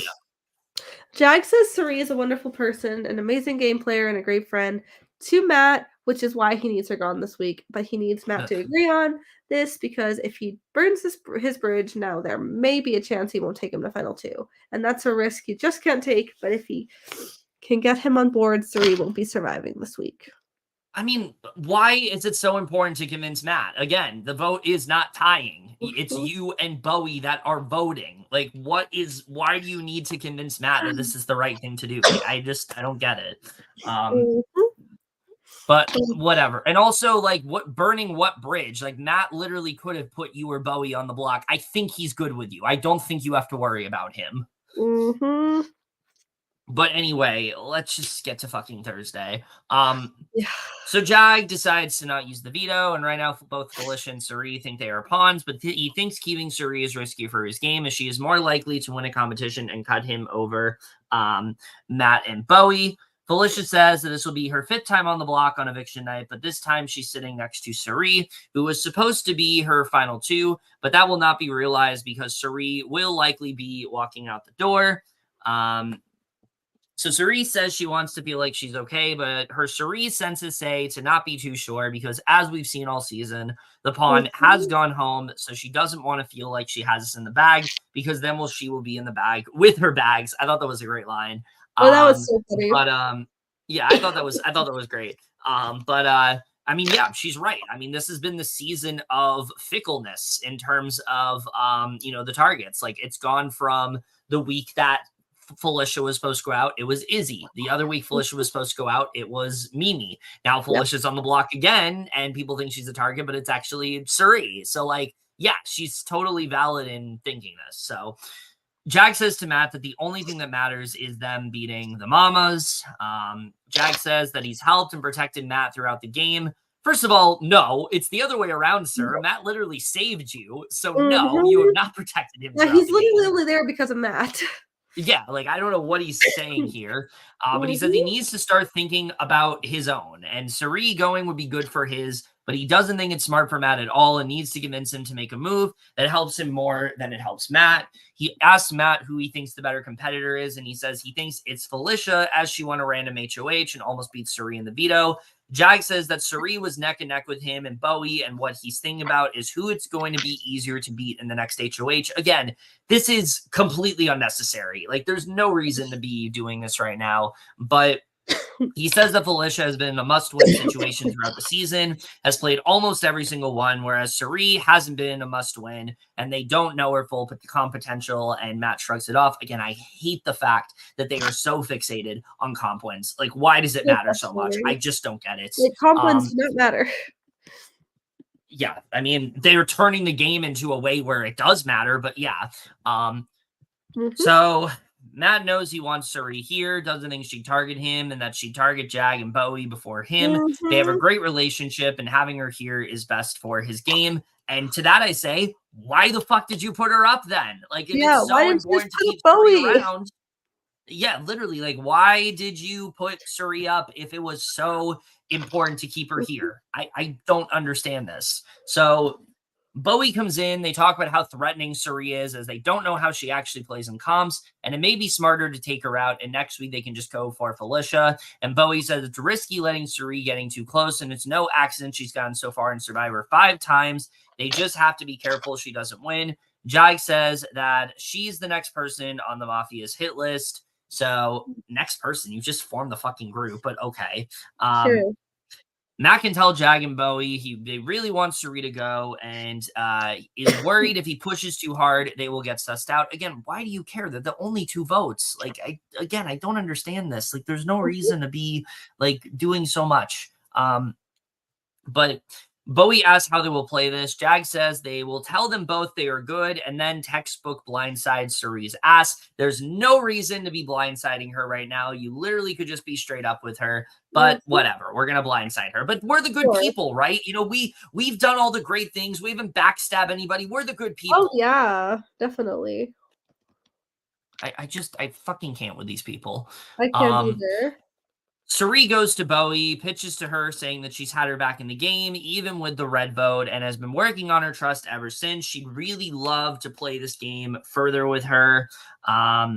Bowie says that she can count on her for her vote, which in reality is a lie, and claims it's 100% game and that it isn't personal.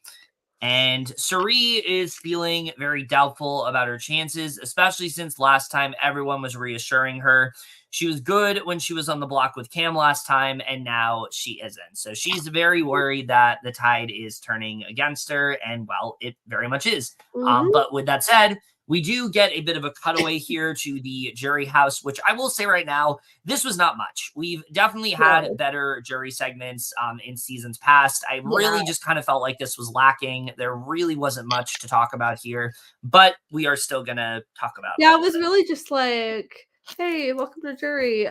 Let's see how we were voted out. Yeah, and like, let's talk about who we want to win. Like, that was kind of it. Yeah.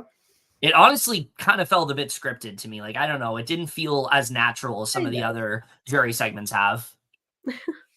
So we start off with Cameron being alone and talks about how they made the right decision in voting him out, and he hopes to see Cory next just because he's such a fan of Jag, who has overcame so much from the beginning, and the adjustments that he made took him very far into the game. When Cory walks in, Cameron seems not surprised, and Cory tells him not to say "I told you so," or he will push him into the pool. Oh my god, that would be so funny if he did that. That was a funny moment, I will say. Push Cameron into a pool. As you should.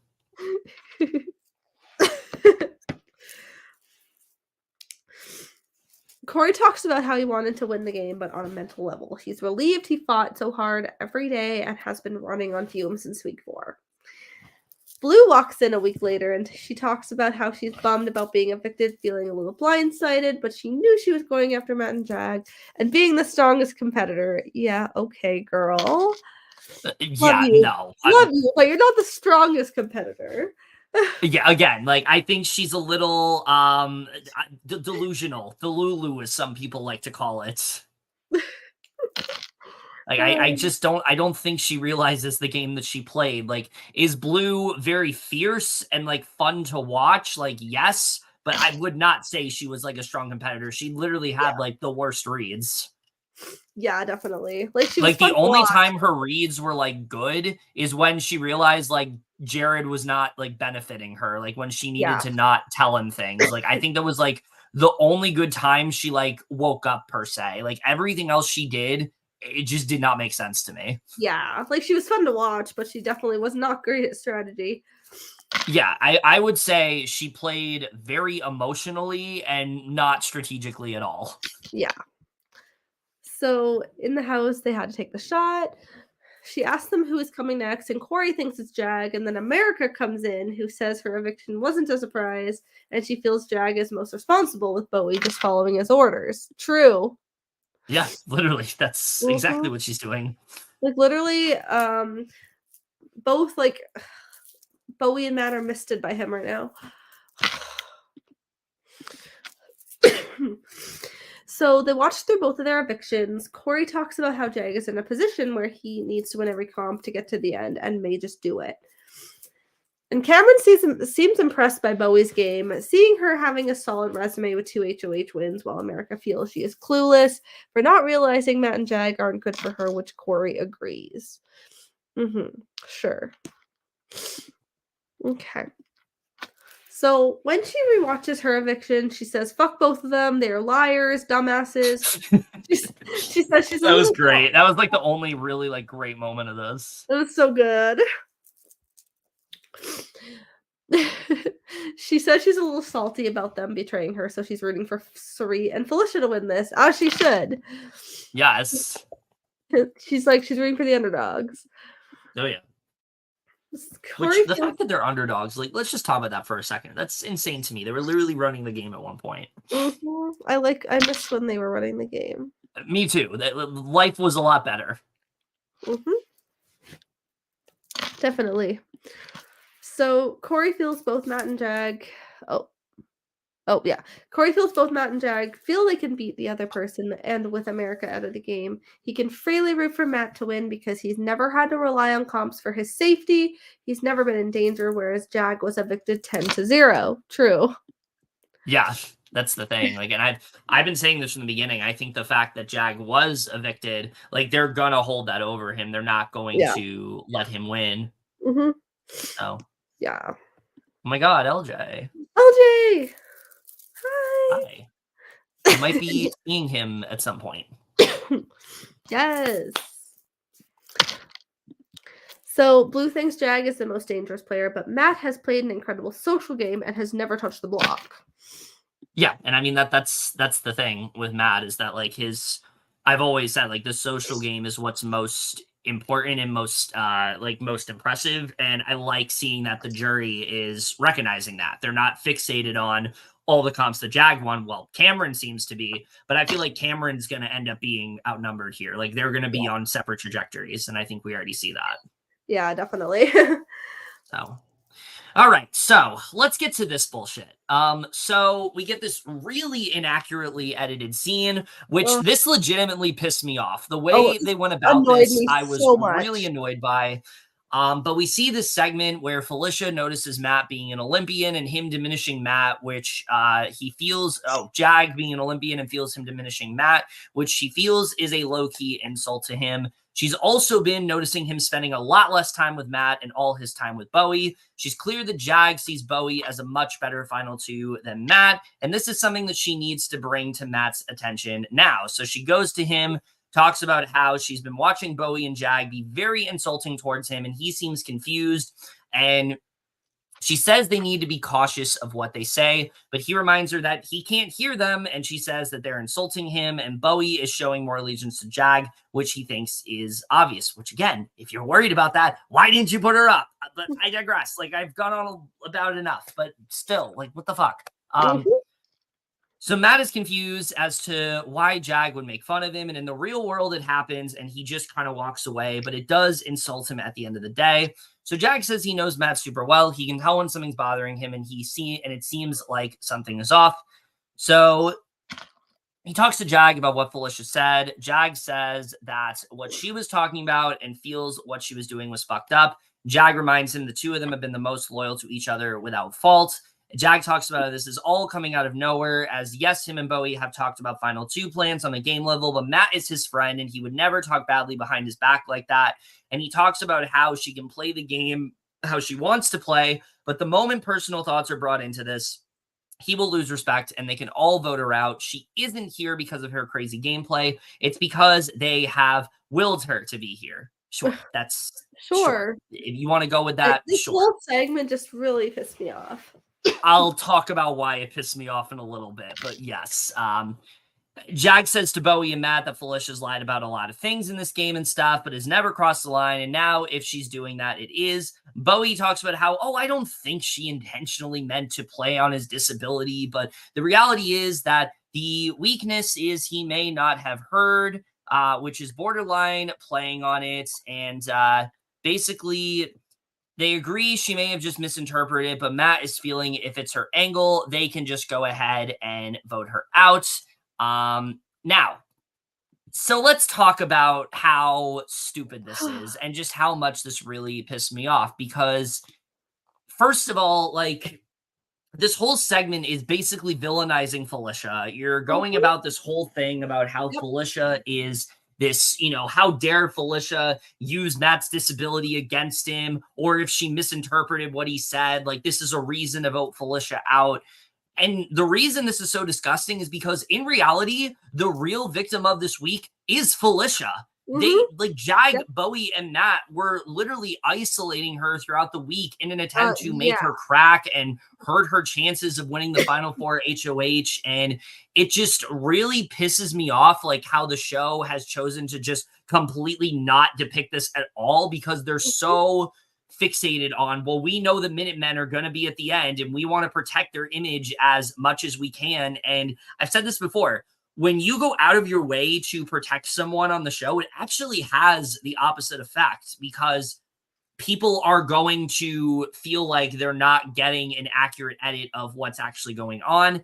People are going to watch the show and be like, that's not what happened. Like it has the opposite effect of protecting them, because when you're actually doing that, it's hurting them. It's actually better to show what they said, so then when they get out of the house, they can actually talk about it and, try to apologize for it. But when you don't show that, you're basically, when you don't show that, they now pretty much like can just brush it off and say it never happened. Like, you're basically giving them the permission to do that. And it's just really disgusting to watch. Like, the way Bowie, Matt, and Jag treated Felicia this entire week is just absolutely deplorable. They literally were just completely ignoring her. They were spending more time with Cirie just because they wanted to make her crack and not win the Final Four HOH. Absolutely disgusting. It's problematic. Which also, like, this is Felicia. Like, let's think about this for a second. This is Felicia, someone who is a war veteran, has gone through abusive relationships. Like, she's a strong fucking person. She's not going to be cracked that easily. Like, they can try all they want. It wasn't going to work. And the fact that they even tried to do it, the fact they even thought it, is stupid. But the fact that they acted on it is really what pissed me off here. And so again, for them to not show it, but also now make Felicia the villain, just really disgusted me, because it's the complete opposite of what actually ended up happening this week. And it's just really gross all around. Yeah, the way they edit, the producers just want to make the others, like that alliance, the good people. And they're just, because they are just terrible at editing. So like, this was just a whole disgusting thing they did. Yeah, I was generally baffled. I hope they feel like shit now. I'm not surprised that they did this, because they've done this for years with like trying to protect problematic players. I mean, hell, look at Jeff Schroeder on Big Brother 11 and Big Brother 13. Like, my mom was like a huge fan of him, never knew the things that he said, because the show portrayed him as like this great guy. They loved Jeff and Jordan's relationship. They wanted to portray him in the best way they possibly could. And hell, even Kyle last season, I said this, like, they could have been way harsher on him. They really could have shown the things that Kyle said, the effect that it had on Taylor, on Monty, on Terrence, on any of the Black players in the game. And instead, they told it all through his eyes. It's really disgusting to me. Even Luke this season, they treated as an afterthought. I said it when it happened. Like, they treated that as an afterthought.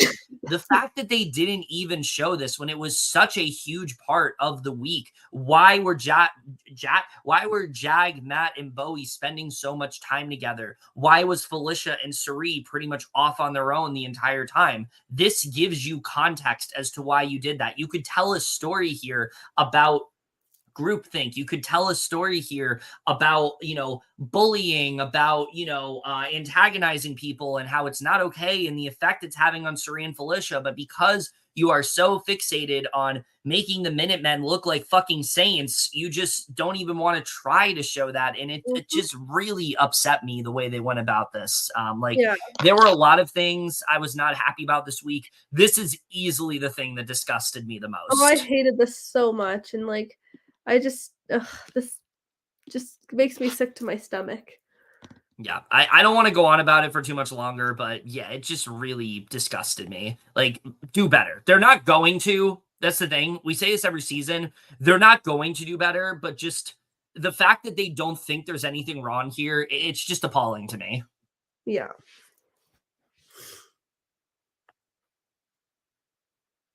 Because, like, people say, oh, they're going to apologize, and it's like, if they don't even show it on the show, they can't even say that it happened. So it's like, ugh. So, all right. So we get to the live eviction here, and Cirie gives a pitch thanking them for the 93 crazy but amazing days. Felicia gives a pitch once again, talking about how it's been fun, but she's out of words and hopes she lasts here for 100 days, but 93 is no complaint, no worry, and her mustard seed fate is still there. We love that mustard seed. Yes. We need to still always believe that. in the mustard seed. Oh, So after incredibly disappointing and boring week, things end fittingly on a really boring note, with Cirie being evicted by a vote of 2-0. And oh my God, this is one of those things that, like, you know, when your favorite is leaving and you're just kind of like in denial the entire week that like things are going to turn around. This isn't going to happen. Like there's going to be a vote flip or something. I was pretty much like that this entire week. I was like, okay, something's going to happen. They're going to want to get Felicia out. It's not going to be Cirie. And then it just turns out to be Cirie, and it's just really disappointing. We'll talk a bit more about it, but I thought she was going to go all the way to the end. yeah, we'll talk a little bit more about it, but let's talk about her eviction interview where basically she talks about how she never felt safe this week, even after Matt told her she was the pawn because of how this season has played out. And pawn position is never a good one to be in because usually the pawn goes home, and she tried to impress that upon Matt, but Jag has him, which is true. She very much tried to push that. Yep. So Julie asks why they chose to evict her. Cirie says that she believes that Jag feels that if anything goes AWire, that if she wins the veto or HOH, she would be on that side. He's right. Cory. It's pronounced AWire. Yes, that's how it's pronounced. It's pronounced AWire.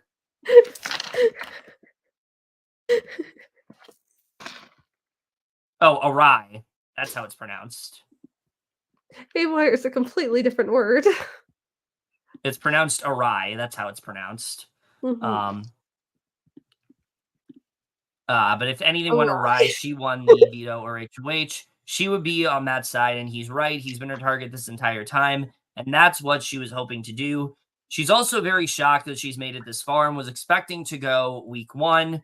And we get this great moment for her where, Julie asks, like, which was harder, Big Brother or Survivor? And she talks about how Big Brother is nothing at all like Survivor. So she's honored to play triple, honored to be here on day 93 with a Survivor crossover. She talks about how playing with Jared did complicate her game because certain moves that weren't good for her game, she had to do for him. Like Red going home, they were pretty tight, and he would have been a good ally to take far. But because of him having a miscommunication with Jared, she had to ensure that he went home. And I still contend that was a really bad move. Like there was no reason to take Red out there.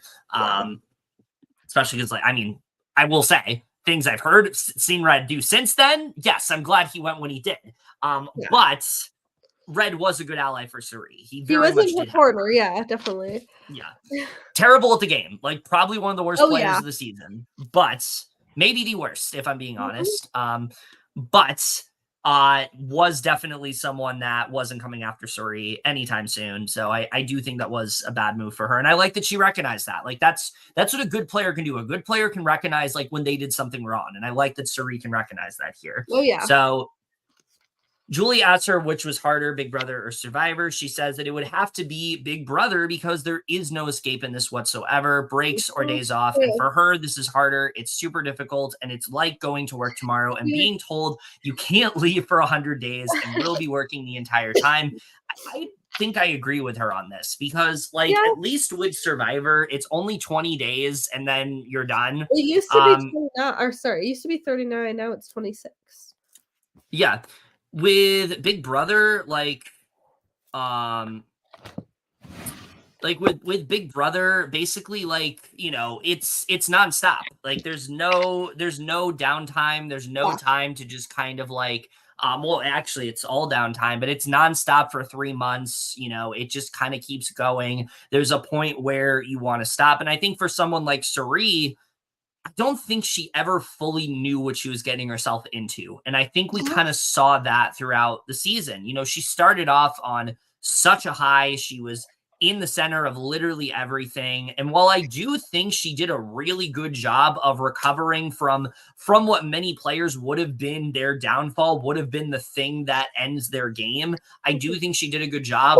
It was pretty clear she was kind of checked out of the game, and she wasn't sure, her head was not as in it as it was in the beginning. And I will say, though, all around, like, I don't think you can look at the season and not say this is Cirie's season. I think absolutely when people look back on Big Brother 25, they will remember it as a season of Cirie. I mean, just what she brought to this show, the amount of strategy, the masterclass that she brought here. Yes, she played very hard, and there were certain moves that were very questionable, like getting rid of Hisam. Doesn't really make sense in hindsight. Definitely should not have done that. Not at all. But I do think that, I mean, she just brought such a fresh energy to the show.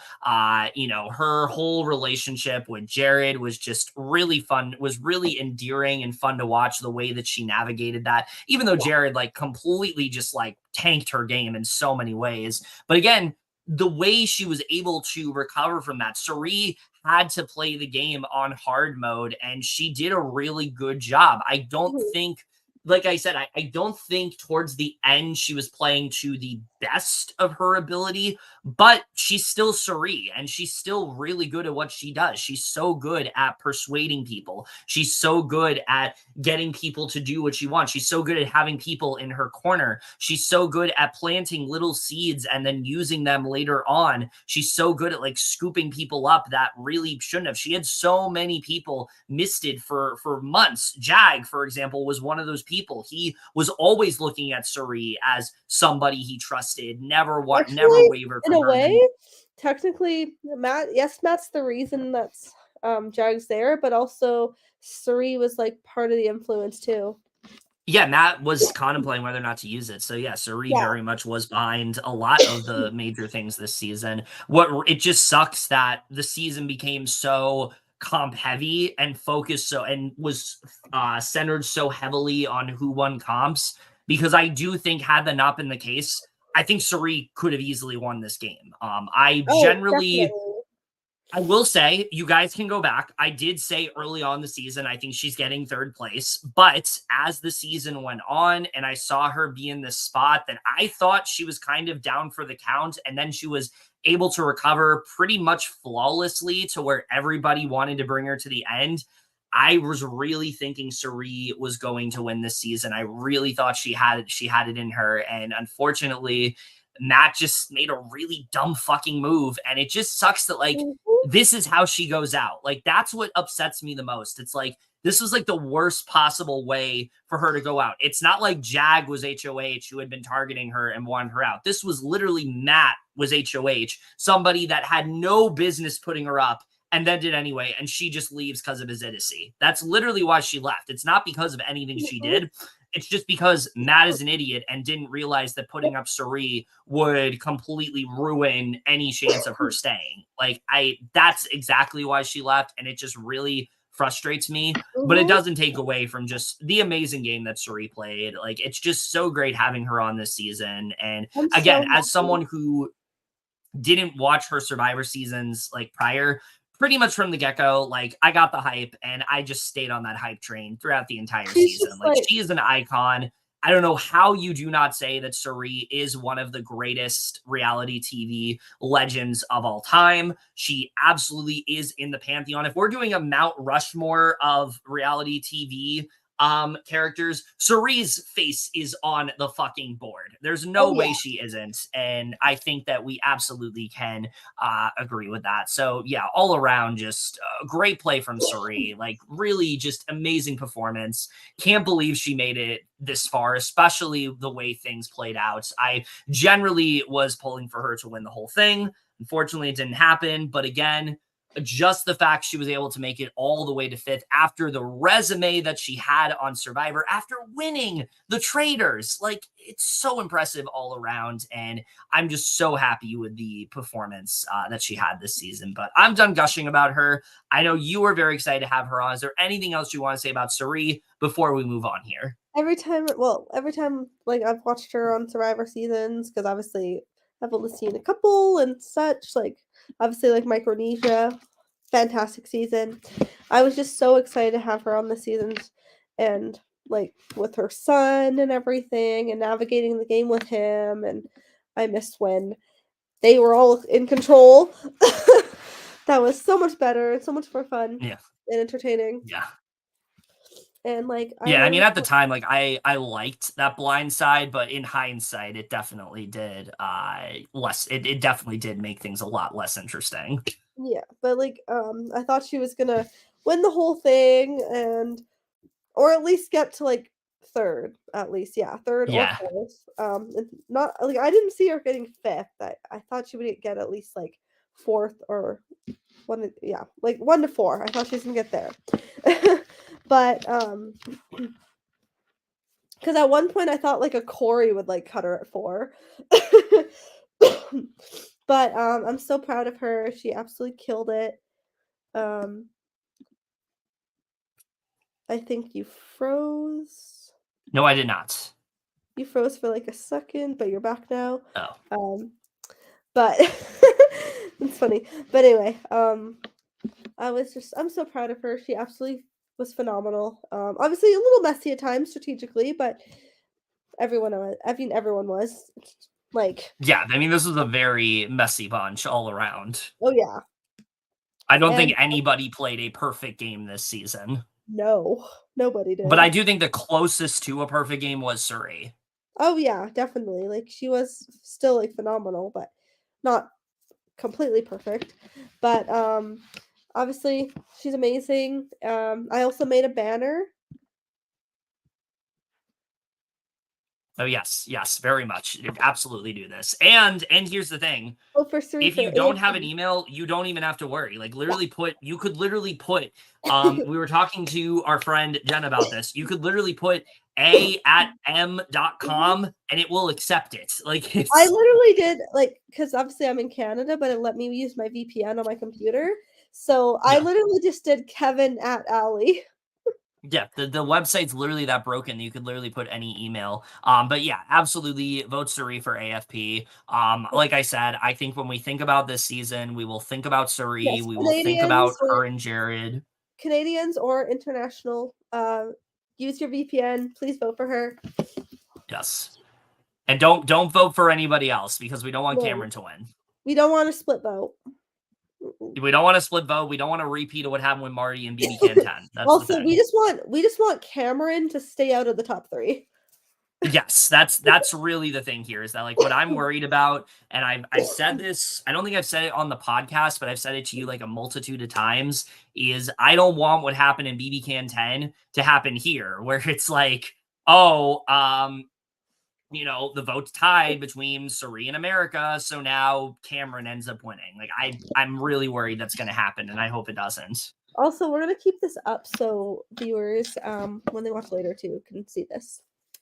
Yes. To make sure they vote, like, just keep voting when they're watching this. Yes, honestly. Please.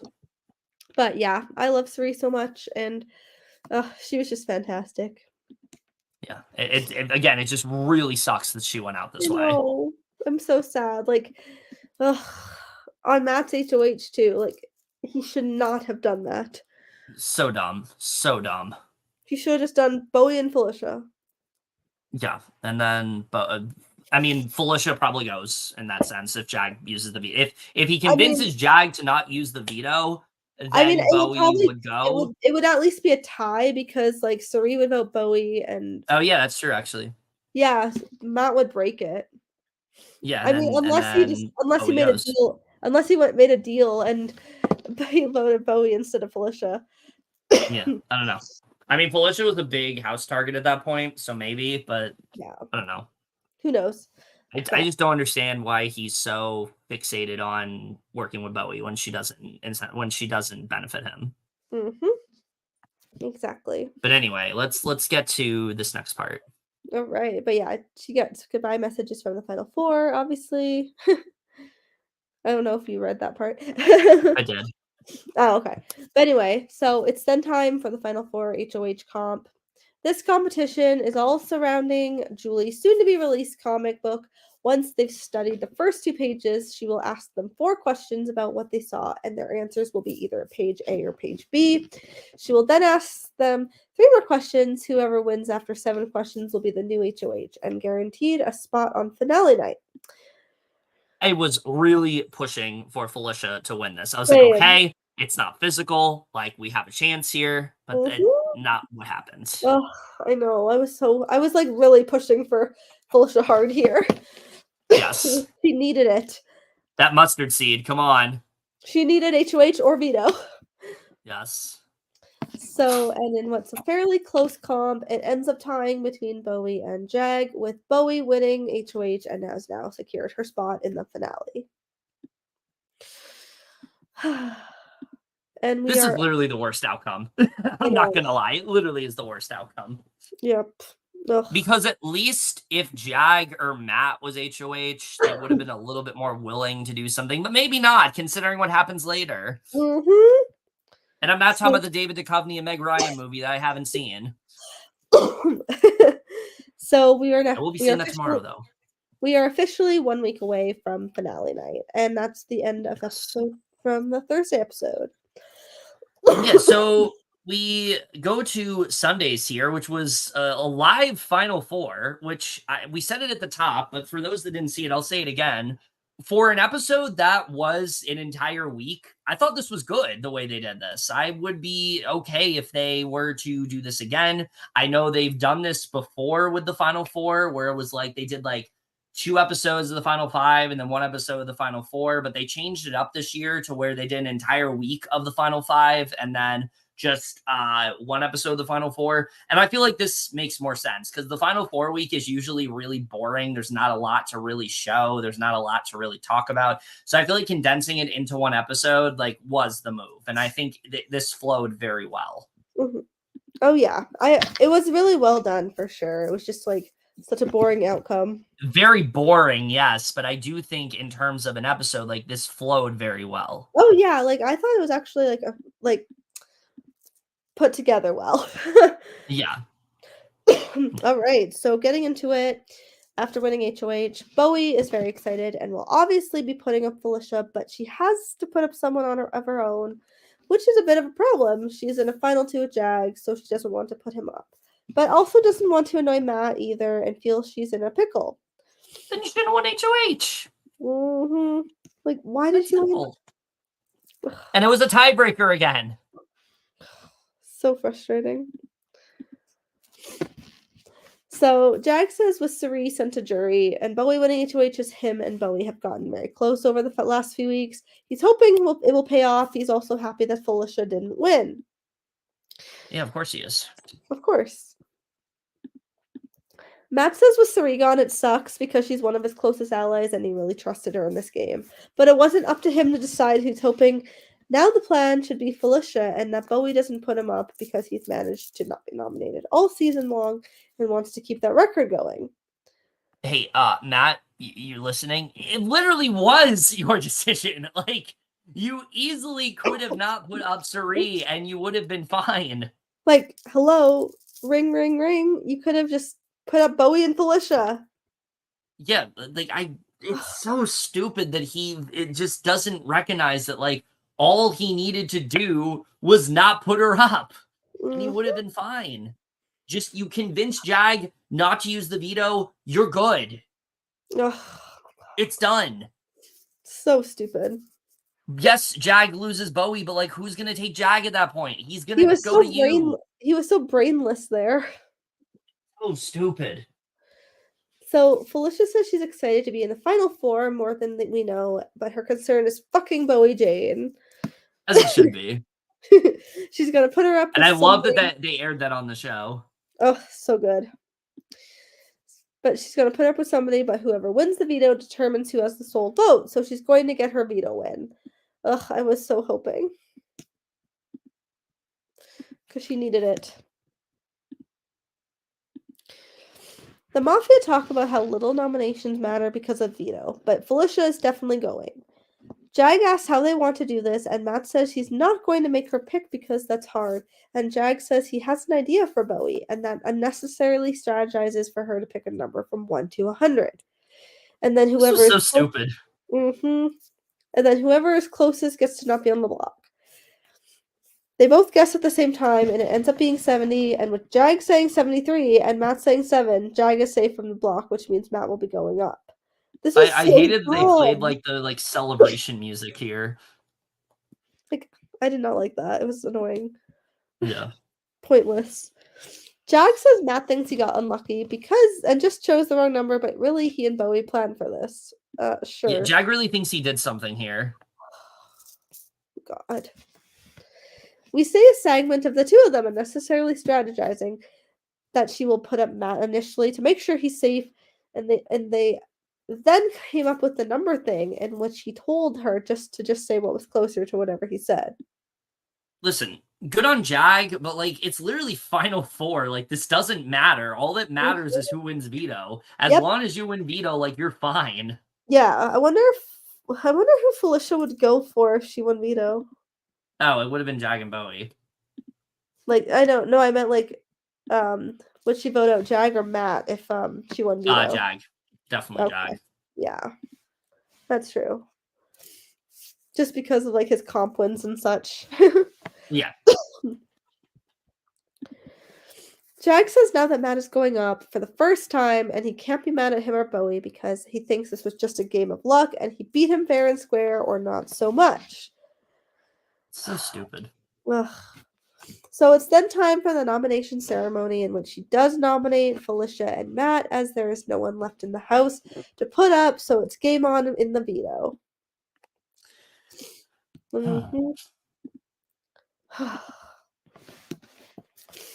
Bowie says the plan worked out. She was able to nominate Matt without him realizing. They had a little plan behind the scenes.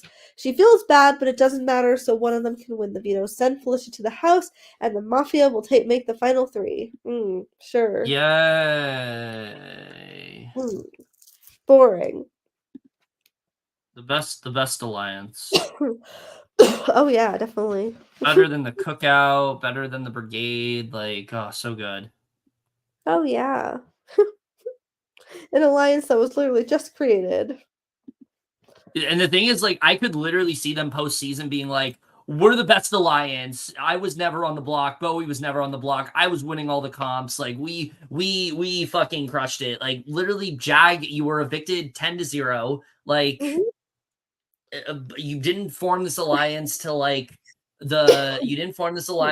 literally Final 5. I really hope they don't try to revisionist history this and be we're the best alliance, because I already have been really annoyed by the 3 of them, and if they try to do some shit like that, oh my god.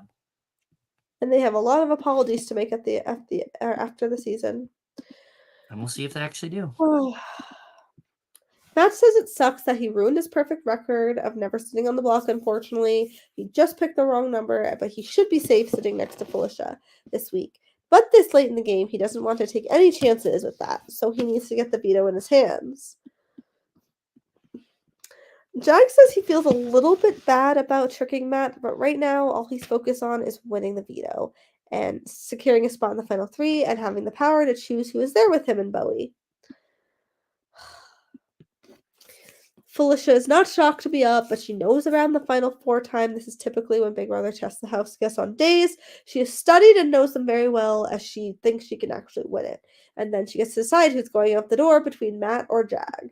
I also want to mention, because again, the edit fails to show this, Felicia literally the entire week is in her room playing cards and making them dinner and not doing anything else, because they literally are refusing to talk to her. It's so fucking gross. It's so gross. It's disgusting. It's just awful. I watched this clip where there was a moment where Matt's saying good morning to her and literally doesn't even open the door. He just says it from her room. He's that worried about interacting with her. It's so stupid. It's just really bad. It's disgusting. And she's done literally nothing to warrant this. Mm-hmm. I just feel so bad for her. Yeah, it's just really gross. Also, the next part is yours. It also just makes me really happy that these 3 were not in power the entire season, because imagine if that was the case. this might have been worse than like the beginning of BB24 if that was the case. Yep. I mean, so we get to. I mean, to be fair, at the beginning, Bowie was with the other side, and Jag was with like Reilly, and then Blue. Yeah, but I'm saying, like, imagine if this was the power structure, like, from the beginning. Yeah, literally. Oh my god, like literally, Jag is so messy. He's had so many final twos: Reilly, Blue, Matt, Bowie. Yeah. So we get to the jury house here, and I'll say it again, this really was not much. There really isn't a ton to talk about. Everyone's expecting to see Matt or Jag, but Cameron's banking on Cirie, who Blue doesn't want to see as she was her girl and wants to see her go to final two and make it as far as she possibly can. Cirie then walks in. Most of them are shocked, and she says that the people most responsible for her eviction are Matt saying he would never put her up and then did, and Jag, who convinced him to put her up. Cory is shocked to see her walk in because while she's a smart player and great socially, she's no threat competition-wise, and her being here only makes sense for one person, and that's Jag. Exactly. That's what I've been saying. Yep. It's so stupid. So they watch her eviction week when most of them feel like Matt just did whatever Jag told him to do. Yeah, that's literally what he did. So Cameron is commending Jag on him successfully removing all the competition threats and now winning 6 vetoes. I mean, if that was his strategy, good on him. But again, 6 veto wins, not as impressive when they're all the same. So Cirie says she would give Jag the same congratulations if he wasn't playing against 2 senior citizens, 1 airhead and 1 idiot. I thought that was a fun line. Oh, I was great. She also feels if Matt doesn't win the next veto, he will be here soon. America says she hopes he regrets this moment forever. Cirie assures her that he will. So Cory feels that Matt had an opportunity to make a move against Jag and didn't, but at the same time, he's a smart dude, strong in competitions, and the best liar in the house, and that's not even close. He felt that Jag was someone everyone was suspicious of, but when Matt would say he would think he trusts them. Blue and Cirie agree on this. I feel like Cory is like the biggest advocate for Matt, and it seems like he has a lot of sway on the jury. So like, if Matt's in the final 2, I feel like he wins at this point because like Cory and Cirie and Blue are like really pushing for him. So definitely. Cirie thinks that Matt overcame a lot to be in Big Brother for such a long time, so for him to last as long as he did, she would like to see him win this game. Blue feels that Cirie is here because she's not one to be manipulated by Jag, while everyone else is, which is true. They've all been drinking his Kool-Aid, pretty much. So yeah, again, not much to talk about in the jury house. Seems like people are pretty high on Matt. Cameron's high on Jag. Again, nothing really that different here than we didn't see last time. So And then but I will say, we do love that Cirie has now been in every episode. Yes. Oh, it's amazing. So we do love that. Oh, yeah. And then we get into... With that said, let's get to probably the best part of this episode, if I'm being honest. Yes, this was like the best part. They brought back Queen winner of BB24, Taylor Hale. Yes.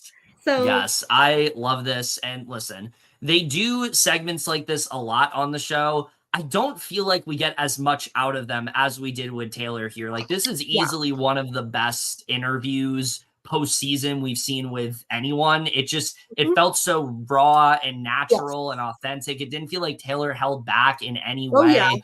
This was so good. I loved this interview so much. Oh, it was just fantastic. And she looked absolutely stunning.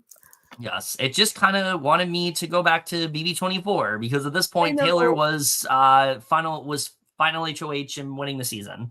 Yes, which is the best endgame. Yes. So Julie, so Julie then sits down and gives an interview to BB24 winner legend Taylor Hale, who talks about how since the season has ended, it has been a whirlwind. And she hasn't been home in her apartment for more than 2.5 weeks because of her pursuing an entertainment news career. She talks about, though Taylor lives, they are no longer a romantic couple anymore, although Joseph is still her best friend in the world. And though they fought hard for their relationship, she thinks they work better that way, which I'm very happy they're at least still like best friends. Yeah, I'm glad that they're still friends. They didn't work as a romantic couple, but it shows that, like, just because you break up with someone doesn't mean you can't still be friends. And I like that they're showing that. Yeah, they just probably thought they were just better as friends. Which is fine, that happens. Yeah. So Julie talks to her about the season and talks about how when she won it, it was on day 82, and how this season was 100 days and the effect that's had. Taylor says that we saw from the beginning that it started off as a social game driven by Cirie and social strategy, and now in the back half, it's been competitions taking over again and defining what it means to be a big brother. Which she's always an advocate for the social game, and she thinks time is designed to alter the state of the game, and it's interesting to see how the contestants and jury will react. Yeah, I mean, her whole speech last year was all about, like, let's advocate for the social game. Let's not put so much emphasis on comps. And I feel like these players, like, took exactly the wrong lesson from that. Now they're seeing it as, like, we got to get the big social threats out early. So now we just have a final three of people who have just kind of won comps and haven't really done much else. Yeah, did they, like, learn anything from her? Yeah, it just, like, I love hearing her say that she loved the first half of the game. It just is disappointing when you think about how good that first half was. And even, I would say, before the zombie week was still really good. And even after the zombie week, we still had the Bowie HOH week, which was really good. Yeah, definitely. But, like, it just really sucks how we went from this super strategic, like, social game where everybody was just, like, talking shit about each other, and it was really fun to watch in a fun way, like, not in the way that Bowie, Jag, and Matt are doing now. That's disgusting. They were doing it in a much more, like, funny way. And now it's literally just, well, these people win comps, so they're threats. It's just, like, it feels like a completely different season, and it's really disappointing. It's just went downhill so fast. Like, I feel like the season's gonna be really weird to rewatch because, like, the first half is so good, and then you get to this point, it's like, why am I even watching? Just, like, honestly, just stop at the zombie twist. But yeah, literally after the zombie week, just turn it off. You're good. So she thinks the best move of the season was getting rid of Reilly, with how Matt still has her wrapped around his finger, and the likely cult she would have had rallied around her, which is true. Like, this is why this is such a good interview. Like, who would say that? Like, I don't feel like there's anyone else that would have said that she interviews. Like, I feel like they would have said something generic, like, flipping on Izzy or something like that. Like, her getting rid of Reilly. I mean, listen, I agree with her. The way that Matt and Jag talk about her, yeah, Reilly would have absolutely, like, ran this season. They would have never let her go. Yeah, because, like, she obviously would have had Jag and Matt for sure. I mean, Blue too, but, like, Blue also had, like, connections with, like, Cirie, Jared, Felicia, etc. Like, it literally would have been Reilly, Jag, and Matt at the end. I feel like with Reilly as, like, the favorite to win. Yeah, like, Blue probably. I mean, if they brought Blue to, she'd probably get fourth. Yeah. But, like, in that sense, I mean, good on them for getting. I mean, in that sense, the final two probably, like, Jag and Reilly were final two. They probably still would be. Yeah, and I mean, I definitely prefer Jag and Reilly over Jag and Matt. Same, because they were actually wholesome. Yes. Like the juggling, that was cute. Oh yeah.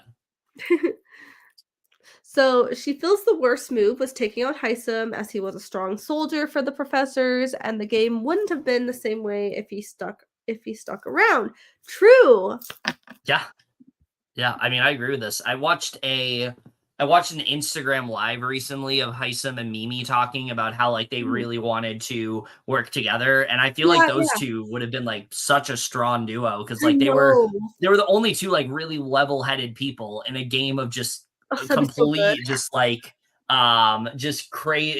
crazy strategizing and, like, messy gameplay. Their, gameplay made sense. Yeah, and also like, Mimi also needed to, like, work her social game more with, like, certain people because she was stuck to one side. So Julie then asked for her opinions on the final four and their win equity. So for Bowie, she's had 3 comp wins and hasn't touched the block, which, I mean, yeah, that's obviously impressive, but so, and feels if she was a man, we'd be talking about her differently, which, I mean, yeah, that's true. Taylor is very true there. Yeah, no, I mean, yeah, she's not wrong about that. I do think that if she was a man, people would definitely give her more leeway, but Mhm. the way Bowie plays, she feels like, what she feels like to me? She's like Adam from like Big Brother 13, or she's like Derek F from like Big Brother 23, or she's like let's see, someone else in a final three. Just name somebody in a final three I don't that s I like wouldn't I would say she's not Victoria, though. no, she's Christmas. She's literally Christmas in Big Brother 19. She's there Because to give the win to her I guys. She will will say, fall on the sword. because I think Victoria would have won. She's in the end. Yeah, I mean, they had like a jury pack to where if she was in the end, they would have voted for her, which would have been Yeah. so funny because Victoria did not play well at all. But I she think was she at had least playing an individual. I think she had one veto that was given to her. Yeah, she was at least playing for herself. Yeah. Bowie is not playing for herself, and that's what really Mhm. pisses me off because I feel I like mean, if she was, we'll see if she has, like, if she's in the final 2, like, we'll see if she has, like, a really good speech, but yeah, that's the thing. I don't want to yeah, rule it out, but like I'm we'll not impressed by what I've been see seeing. either. 'Cause as of right now, she's not playing for herself. Yeah. Jag, she says he's an absolute compies despite having weaker competition against him, but does an argument to advocate for his game if he can stand up on finale night and she wants to hear her argument. His argument, yeah. Or his argument, because I guess there was a typo there. It's funny. And then Felicia, she may have to buy a stock in mustard seeds, and if she gets there, her little blockbuster, and there's always an argument she can make about how she let everyone run amok around her while she sat back and let people go crazy. Oh, that would have been so good. I know. Because she Like would have literally such a good won. arc. Such a good arc. I think Felicia beats all of them. Because she gets at least the majority of votes. Because she'll get, like, literally, like, all the women. Ugh, that would have been so good.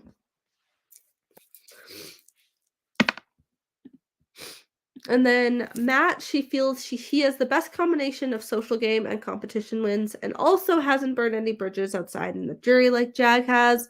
So she thinks he can stand up, make a good argument for himself, and feels Jag is just here for winning competitions and him saving him, which is true. Mm-hmm. Mm-hmm. She feels Jag has betrayed most of the people going outside the house, and though he set a record for comp wins, the compy sub per season was setting records too, and she won. Yes. Mm-hmm. Oh, that was such an incredible interview. Yeah, all around. Like this is the kind of interview that like I definitely want to see more of. I usually don't, like I said, I usually don't like these, and it's usually because the person she's interviewing, like it's clear they haven't watched the season. But with this, like you can tell that Taylor has been paying a lot of attention and she has a lot of opinions, and it's just really great to see. Like Taylor is a fan of this show, and it's just great to actually see that. Like I'm gonna say what people have been saying: get her for the fucking round table because Dr. Will is like a robot at this point. Like get her, Yep. like she knows what she's doing. Mm-hmm. So Yeah, please. you know, That would literally Taylor doing roundtables would be so good. Ugh. yeah, she'd give them some really spicy questions, I think. Oh yeah. Oh, it would be iconic. So let's get to the veto competition. It's time for the final veto competition of the season. Their mission is to restore the timeline and save the universe by getting the scramble timeline back in the correct order. Their broken timeline consists of event tiles of moments from the Big Brother house. On Go, they will have to flip the event tiles on their timeline and fix the broken timeline by placing the 12 event tiles chronologically along the timeline, and then use the number tiles to identify the exact day each event happened on Scramble. Once they think that they're, and everything about this I'm fine with. It's a regular days comp. That's fine. Yeah. Here's where I take issue. Tell me if this sounds familiar. Once they think they're correct, they will hit their button, and if it's green, they are correct with the correct events in the chronological order. If it's not, it's red and they have to go back again. So once again, oh my God, it's a find and buzz comp. So literally like the same type of thing you're giving to Jag. And listen, I'm glad that it was a days comp. I'm glad it wasn't a lot of like running around and things like that. But you can't tell me that buzzer was not there to help Jag. Like literally, every comp Jag has won. It's been buzz in as soon as you can. If you buzz in correctly, you win. Like, it's just so frustrating the way they did that. I wish this was just like they put the tiles in an order. I wish this was like the comic one where like they put the tiles in order, they hit the thing, and if it's wrong, then they have to go again. Like, I wish it was that way. I wish they did it differently, like having the buzzer there. It just, again, it felt way too similar to the other stuff. Like, Jag knows what to do, and in a surprise to no one, Jag wins this. He's literally the only person to buzz in, which was crazy to me. Like, the others were trying, but like nobody else was able to buzz in. Jag got it pretty much immediately, and yeah, this is now his 7th veto, which is insane. It's insane. I mean, I will say, you have to give it to him. He has, dominated these vetoes, and that is impressive. I mean, we did have a feeling he would be a veto king. I think the only thing that makes me not as impressed by that is the fact that, again, all the comps were similar. They were all similar. They all were basically the same kind of thing. And so it just, to me, it's more impressive when you have people winning comps with different skill sets, and it proves that they are like the Jag we were really rooting for was underdog Jag. Yeah. Like when he won his first veto. Yeah. Like that was like the Jag we like really loved. Mm-hmm. Like, not that I dislike him or anything. It's just like he's gotten just so cocky and stuff. And I hope he apologizes for his actions. Mm-hmm. Yeah, like it's really hard to root for Jag these days, especially with the things he said about Cirie, like, in the game, and now he's basically doing the same thing. It's just very hard to root for him. Exactly. So Jag is excited. Jazz. He made it to the final three. Who is Jazz? Jag, that's my manager from Panera. Shout out to her. Yeah. But Jag is excited. He made it to the final three. He has to decide who to take with him and Bowie. Matt is thrilled that Jag is the winner, just hopes he sticks true to the Minutemen and remembers when he saved him with the Power Man's ability. He totally trusts him, but he's still a bit nervous. And again, like, just why did you let Cirie go? You literally would not be as nervous if that didn't happen. Felicia makes a really good campaign to Jag here, saying that, listen, this is a 75K decision. His biggest competitor is still here. If he leaves him in, he will take the chance of sitting next to him at finale night. And though they've been a duo all season, the people that win this game let their duo go. They've both played great games, but he's only outplayed him in competitions, while Matt has outplayed him in building relationships. That is his risk going into the final two. Jag says that everyone says they want to win. And what was I going to say? Basically, Jag says everyone wants to win, and then he has to make tough decisions. He's unsure what to do, and she tells him to trust his gut, and he says he doesn't know what his gut is saying. So Jag says he has a deep sense of loyalty. This was a really good campaign from her. Oh, yeah. All around, I thought this was really good. So Jag says he has a deep sense of loyalty to Matt, but he knows it'll be harder for him to beat him in the end. He came here to be the first sick contestant on Big Brother and the first winner. So does he make the smart game move or throw that away, just stay loyal to him? It's a tough decision, and he feels like he's going to throw up every time he makes it. So let's talk about this, because this was a big controversy, I think, amongst a lot of people yesterday. So what they didn't show on the show, and I don't know if they're going to show this in the Tuesday episode, is that Jag was going to evict Matt here. He was set on it. He had his reasonings for why he wanted to do it. I will say, I don't really like his reasonings. He was really emphasizing on things Matt has said and done and how Jag is a better person and that morally he's doing the right thing. It's like, dude, literally all you have to say is that Matt has played a better game than me. I'm worried about the jury. I don't think I can beat him. Like, that's perfectly understandable. That's all he has to say. And then he just really just overdid it here, because he goes to Bowie and he's like, hey, I want to vote Matt out. And Bowie's like pushing him against it. But like, why does it matter if Bowie's on board?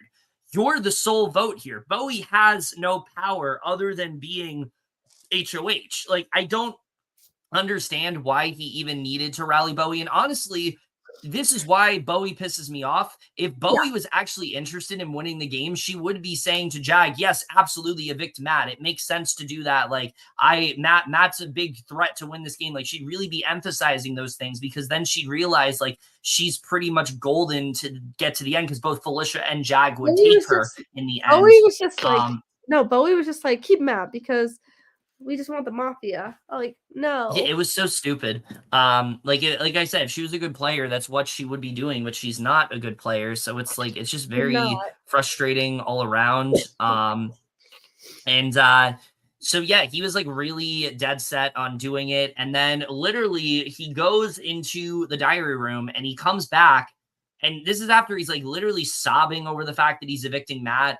And then he's in tears saying that, like, oh, I'm never going to evict you, and our friendship's too important, and all this bullshit. And it's just like, one, if production actually got to him, you're trying to win a game. I have two issues on this. One, the narrative that production got to him, I don't know if I believe that, if I'm being honest, because here's the thing. Production will always say things to you to air in an episode, and they'll say questions to you to try to get you to like change your mind. But a good player like goes with their instincts and recognizes like when a move is good for them. I really think Matt got to Jag here and got him to like change his mind. And Jag is just so indebted to Matt and cares so much about their friendship that he suddenly just thought like, no, this is not worth it. And I just don't understand why. Like, why don't you make this move? This is your one opportunity to make a game-winning move, to actually have that resume move. The jury will respect you so much more if you do this. I don't understand why he doesn't take the shot here. It's just so frustrating. I know. It's just like, oh my God. Like, he was like misted by one of his best friends. Yeah, like, here's the thing. Matt played the last week horribly. Jag plays this week horribly. Even worse, I'd say. Oh, yeah. Like, literally, because Matt's like the biggest jury threat. Well, I mean, actually, both of them are. But, like, Matt's someone... I think they're both the biggest jury threat, but, like, if one takes the other out, they become the front runner. Exactly. Like, oh, my God. Like, Jag, what are you doing? Yeah, with that said, I mean, let's just get to this veto ceremony, even though we basically already said what happened. All right, so it's time for the final veto ceremony of the season. Matt thanks all of them and the deaf community and hopes he's representing and making them all proud. He says to Felicia that he loves her like a mother and thanks her for keeping them all well fed in the house. He then talks to Jag about how far they've come looking out for each other and protecting each other, and he's so proud of him with everything he's done. Felicia gives a pitch saying she can't wait to see her family and that it has been her pleasure. She's happy to be sitting here with everyone because she's played this game with truth, trust, and a whole lot of faith, and that's hard to do in this house. But she feels the people left did that the best, and said they all played outstanding games. Yeah, I mean, this was a great pitch by Felicia. I think she did a really good job here. Again, really just doing all she could do to try to survive. But unfortunately, at this point, Jag has his mind up. And Allie, what does he end up doing? Jag then stands up and says he respects Felicia tremendously as a game player and human, but he needs to do what he's continued to do, what he's done, and stick true to what's right, and then votes out Felicia. Like... This is what I can't stand about Jag. He made a move. Well, it's not just that. If he would have just said to Felicia, like, Matt and I have had a deal since the beginning. I want to stay loyal to that. I want us to get to the end together. Unfortunately, because I have to evict you, like, that would be fine. It's the fact that he's so focused on, oh, this is what's morally right. This is what I need to do. I need to stick to my principles. Like, here's the thing. Yes, obviously, sticking to your morals is important. Sticking to your principles is important. But you're literally playing a fucking game here. And it's like, when you're at this point of the game and you're this close to winning and you're this close to everybody wanting to take you to the end, I don't understand why you just don't take that shot. Like, it's so frustrating. And I know. Like, he's trying, like, literally, it's getting close and to the spoilers, end. He's already regretting it. Like, he's literally already saying this was a stupid move. Like, what is he doing? Like, I almost wonder, like, yes, he did such good work, though. I mean, like, game-wise in Final 5, but Final 4, he played it awfully. Well, I almost wonder, and I'm going to pose this question to you. Do you think if he had like a full week, do you think he would have gone back to, I have to evict Matt here? Yeah, if he had maybe an extra day or something, I feel like he would have.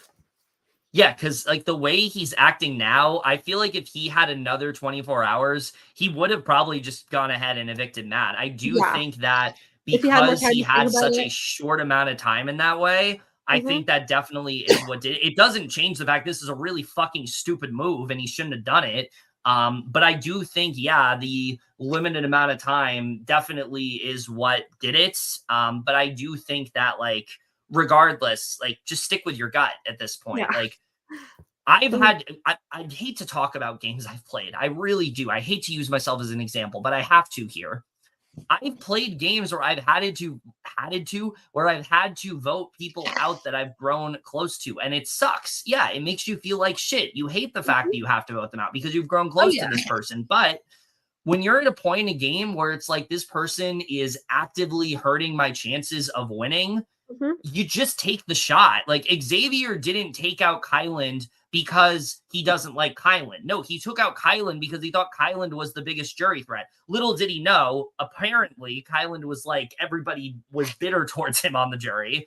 At least that's what Claire and Derek X said like a few days ago. But like Xavier did not take out Kylan for that reason. Monty last season didn't make sense, but he didn't take out Turner because he didn't like Turner. He took out Turner because he thought he was a big jury threat. Mhm. Dan did not take out Shane because he thought Shane, he didn't like Shane. He took Shane out because he was a big jury threat. They made those moves and it got them to the end. And yes, some of them did not win, but it got them to the end. And if Yeah, they like had I've not played made that boards move, and I've played games too where I've had to do the same thing. yeah, and it sucks when you have to do that. But like, if it helps you get further in the game Yeah. and get you to the end, especially when you're at this point, you Mhm. just take the shot. And the fact that he Yeah. didn't, it's just, my God, for me, top 10 worst moves in BB history, Oh, it was generally. terrible. It was just like such a bad move on his part. Because I think Jag lost the game. I really do. I don't I see think how so the too. jury respects him after So would this. Bowie, even if Bowie and Jag were final two, do you think Bowie wins? Yeah, I don't think they're going to Yeah. respect Jag for this. I think they're going And to be especially pissed. because I mean, I also don't think they'd vote for him in that sense where he was voted out already. Yeah, I think he already has that against him.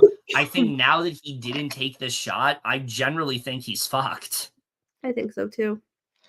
So, yeah, just really bad move. And the thing is, I was so ready to say, okay, yeah, he won a lot of vetoes, but he made the move he needed to, and I can give that to him. And he really killed the game. Like I was ready to turn around on Jag and say, yeah, Yeah. he made that move that he needed to. He is a really great player in that way, but he Mhm. now didn't make the move, and now he's just a fucking coward. Like at this point. Mhm. Oh yeah. And It's he just even like, said it. He even said it was a cowardly move. So like, I what are you know. doing? Like, sir, come on. All right. So on her way out, she shuts the door in their face, which was hilarious. Hello? Yeah, that was great. Yeah, that was so funny. And Yeah. her Felicia's interview was so good. Yes, Um, this was the other part of the video. The video. This is the other part of the episode I really liked. oh yeah, so good. So in her interview with Julie, Felicia talks about how while she made some compelling arguments to Jag, they didn't stick because he really has a loyalty to Matt, which she appreciates, and they were true friends, and she was too. But she thinks a sense of loyalty to him connected them to day one with Reilly, and there was something with them that she couldn't even bust into that. However, she doesn't think he made the right decision for his game at all, Oh because yeah. she told the both of them that one of them has to get rid of the other one if they want to win. Jag could lose to Matt because Matt played a really good social game, and he's the all-American guy that everyone loves. Jag played a really good competitive game, and he had a good social game, but she doesn't think he'd beat Matt in the vote, and he may have Mhm. given away his 75K. And Oh, Julie says he they'll find did. out. And Julie says will find out Thursday night. I loved the way Julie was interacting with Felicia here. It was so Me funny. too. Oh, it was great. It was funny. Julie asked if she wishes she did anything differently, and Felicia says there are so many things because the people she thought she could trust were lying to her the whole game. And it was crazy, but she thinks she played the best game for her, trying to stay true to her and stay truthful, and she probably talked too much, which Julie jokingly says no to. It was great. That was great. She then gets goodbye messages from the final three. When Jag finishes his, she's very much annoyed and gives a smirk saying they all knew she could beat them. Queen. I mean, yeah, she would have beat them all. Yeah, it was great.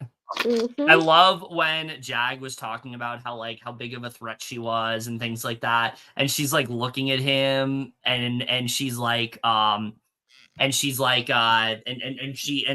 yeah, they were just threatened by me. I was like, yes, let's go. Amazing. Ugh, love it.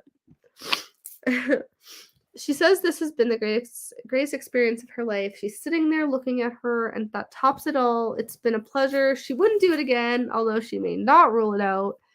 Yeah.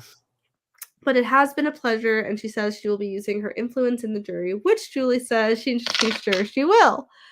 Yes, and let's talk about Felicia for a little bit. We will answer this comment that we just got a little bit later once we get to that discussion. But yeah, Felicia, I mean, was just so refreshing this season. Like, I feel like we have been saying for years, we want this like just really cracked, really fun older woman on the cast, and Felicia delivered that in spades. There's just similar to how Cirie will be remembered, Felicia will be remembered. I mean, today will be remembered. Yes. Her falling into the pool will be her remembered. Mic Her singing in her sleep. Yeah, her dropping her mic in the toilet will be remembered. Like, what?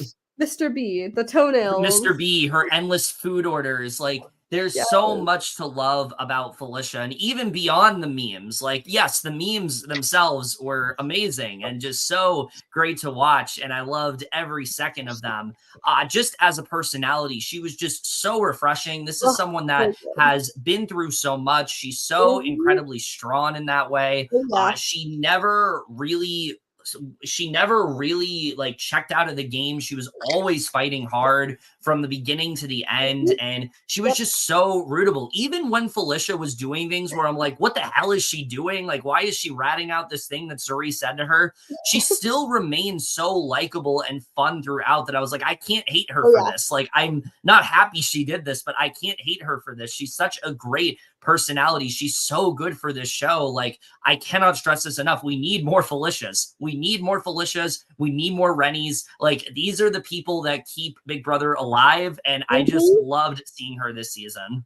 This is why they need to like cast more women, like more older women to this game. Yeah. Like she's just like casting gold. She's entertaining. She's fun to watch. She can be very messy, but she's so likable, and she's just gold, and she's just had so many like memorable moments and everything, and everyone loves her, and she would have won out of this final four. Oh my god, I wish she did.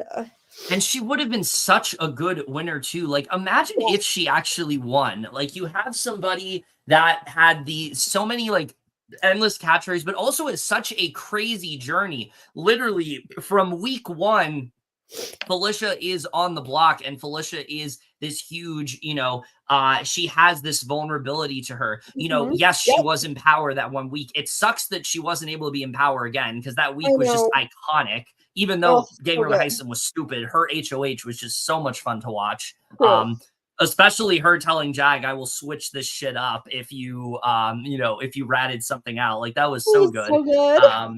But like, her doing that, and then coupled with her then eventually going on the block a bunch of times and basically having 9 lives, like always coming, like surviving unanimously, and people always wanting to work with her, people wanting to keep her in the game. I mean, she just had such a wild arc in the game, and it would have been so great to see her win this season, but unfortunately that's not the case. I was really pulling for her to win, and I'm telling you right now, if Cirie was not in the season, Felicia would be my vote for AFP, but because of Cirie, I just can't do that.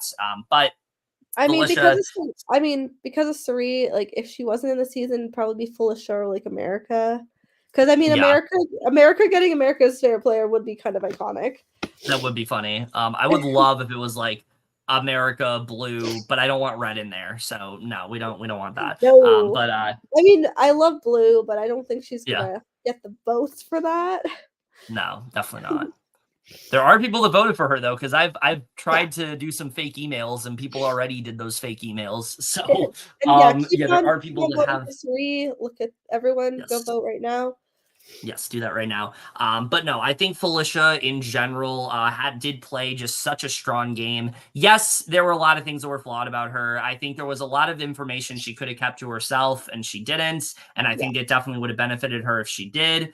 She had some really close calls the week Izzy was supposed to leave. Remember, she was supposed to leave. The week Mimi was supposed to leave, she was supposed to leave. But the fact that she didn't is what made her so likable. And it just sucks that she was not able to plead her case to the jury, because I just know she would have killed voted it. for Felicia.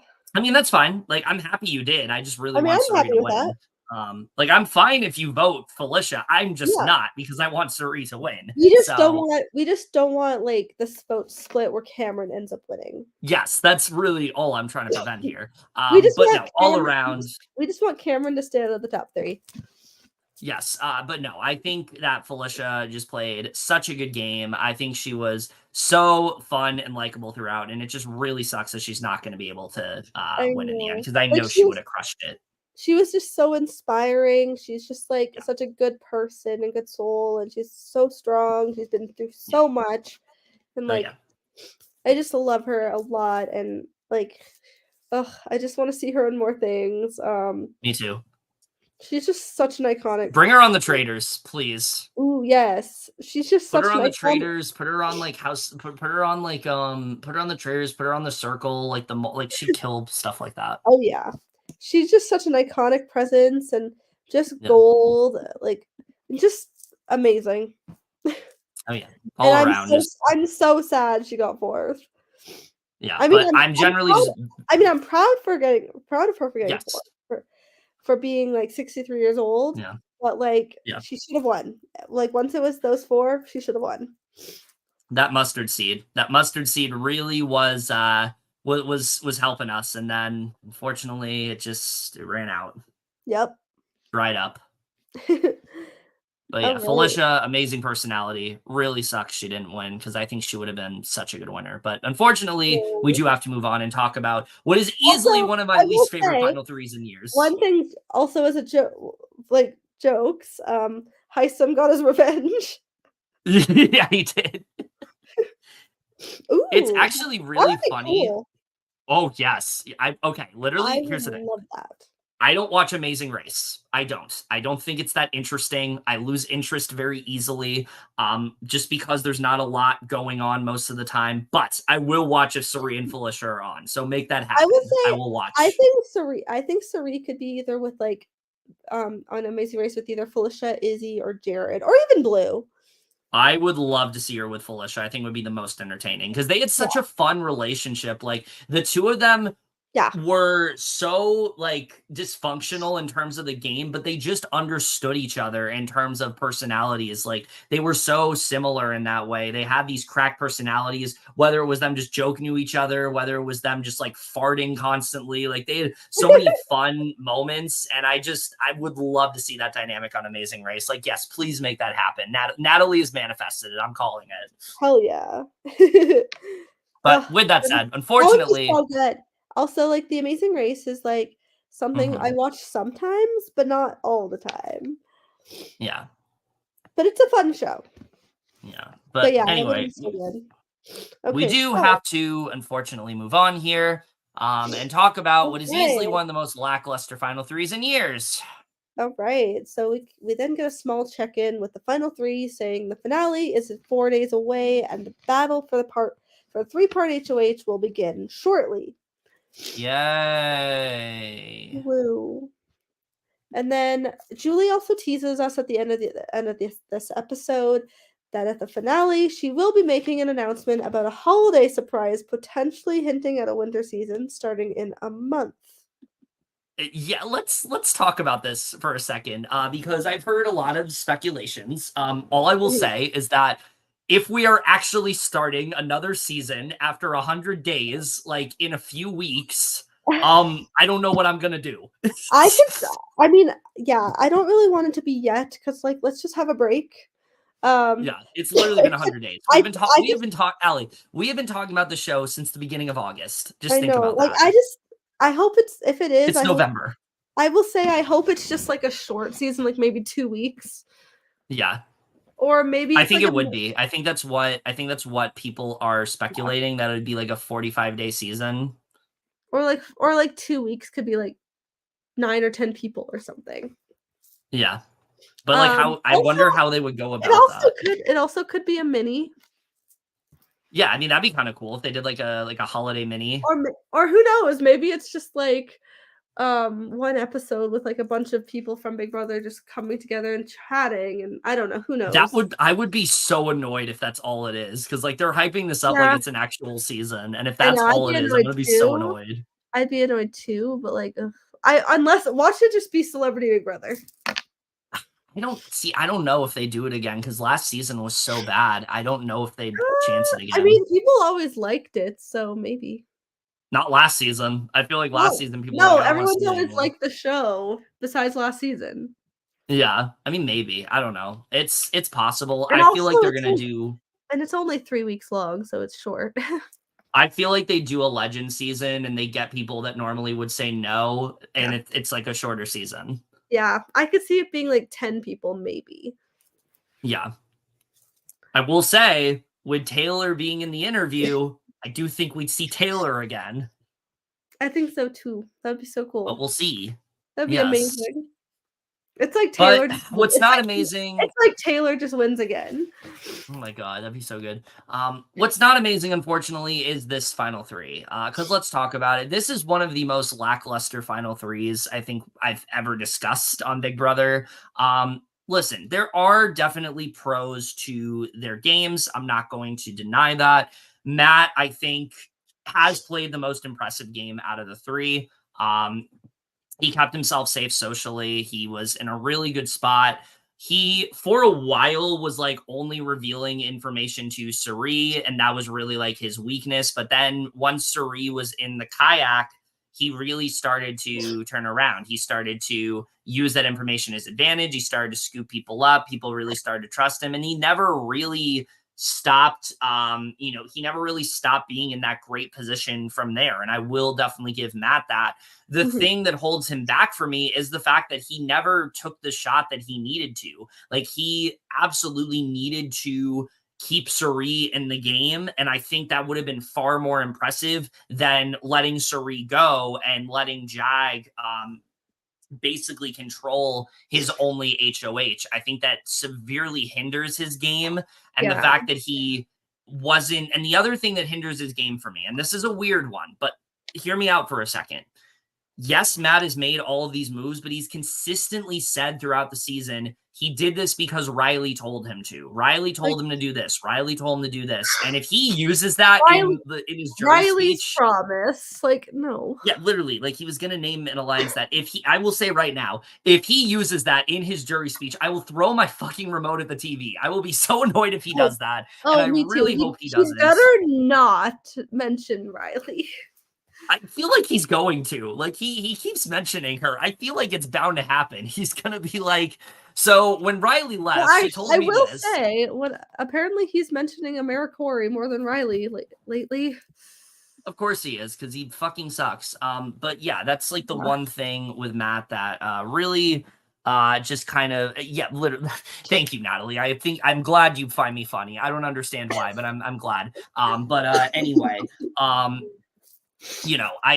will literally be so annoyed if he brings that up. And that is one of the things that's holding him back for me, is the fact that I don't know if the things that Matt did was actually intentional, or if he just did it because Reilly told him to. If I was on a jury and I hear that, I'm thinking Matt's out of his fucking mind. He didn't play this game for himself. He just did what some girl that he was into for 15 days told him to, and played the entire game that way. And that's not impressive to me at all. So while I think, yes, Matt played this really great social game, I'm not seeing the hype in terms of like he's this like top tier player because I don't know if what he did was actually intentional. So what are your thoughts on that though? I mean, okay. He had his moments, obviously, that he was like really good, obviously really good socially.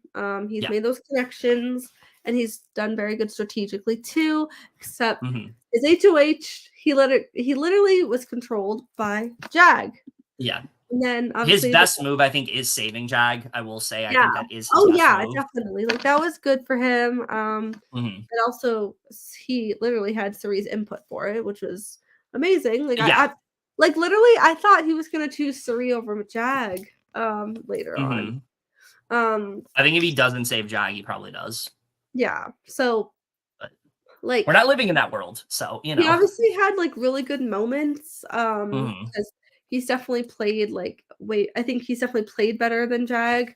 Besides, like Jag obviously had his moments, but like he obviously was more the comps, and then social and strategic were Matt. But I mean, obviously he literally screwed himself over at 5 there. He got out. He literally was misted by Jag to go for someone he didn't want to go for. So he had no control in that sense once he put her on the block. But like, I mean, I do think he probably has the best chance to win out of this 3 though. And we'll see. As long as he doesn't bring up Reilly. He better not bring up Reilly. If he brings up Reilly, I swear I'm literally gonna throw my pillows at the TV. Along with my remote, yes. Yeah, or throw my phone, or throw blankets, or throw everything off the bed. Wow. You might destroy your room, but sure. I wouldn't go that far, but like, I would just be like, really? I'll be face palming. I'll be so annoyed. But like this man, like, and obviously I don't like certain things he said. He's said some really misogynistic, shitty things. Yeah, that too. It's very hard to get behind that. Like, especially about America. And obviously isolating Felicia. Like, it's really even though he wasn't the one who orchestrated, but he still like partook in it, and that's what really he didn't tell them to stop. He didn't say oh go hang out with her or something, or like he did. I will say he did give Felicia and Cirie a heads up that like things might not go the way they want, but that to me is the bare minimum. There's so much more he could have done. Yeah, he didn't do that much, which he should have. He definitely did have good jury management. I'll give him that, because like people are coming out of the house and like saying good things about him. But again, that can all be ruined if he really like fumbles his HOH speech with his his final speech, which some people think he's going to. Like he's gone over it before on the feeds, and he like has really been struggling. So I feel like the only person he has to try and win over is Cam, because he's more team Jag and Bowie. Yeah, I think right now, if we're really going based on the jury, like he's the only one that's like not set on Matt. So I think that definitely is helping him.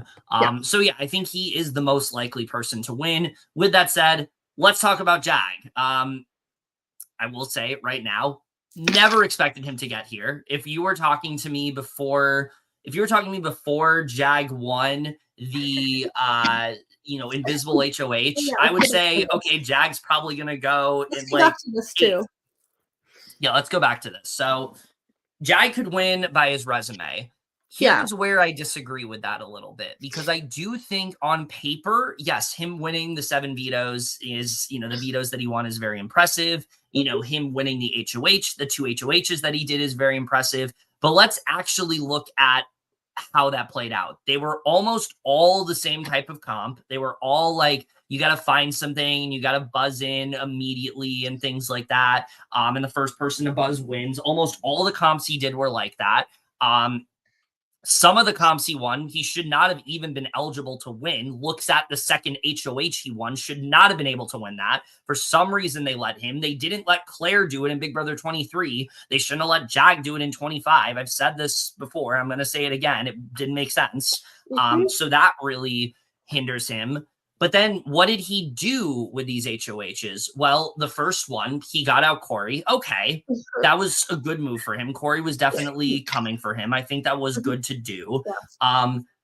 Then he got out Blue, who I don't think was coming for him. She says that she was, but the way she played that round, I don't feel like she was.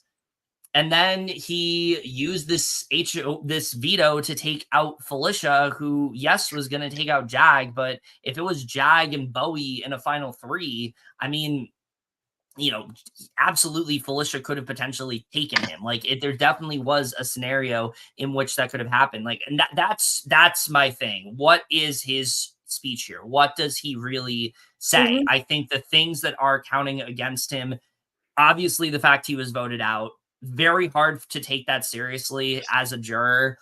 If I hear somebody say that they were voted out, it's like, okay, to me, when you're voted out, you have to also play for the people that were voted out, like, before and after you. And I don't feel like Jag has done that very well. 2, I think way too much of his game has been morally, I had to do this, or I'm a good person and things like that. It's like, that's not what's important. Like, yes, obviously you, like I said, you want to stick to your principles, but when you're in a final 2, I don't want to hear I did this because I morally thought it was the right thing to do. What I want to hear is I did this because I thought it's what I needed to do to win the game. And I don't feel like Jag has been saying that. I feel like his jury management has been absolutely atrocious. He's been trying to justify things that he didn't need to justify. He really has not sent people out feeling good about him. He isolated Felicia in the final 4 for no fucking reason. He orchestrated it pretty much with Bowie.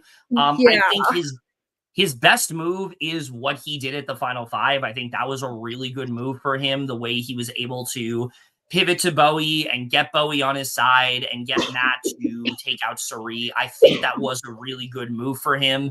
I also think the way he took out Cameron the way he did, I think that was also a really good move. He recognized that Cameron, was a big threat, and I think it was good to take him out when he did.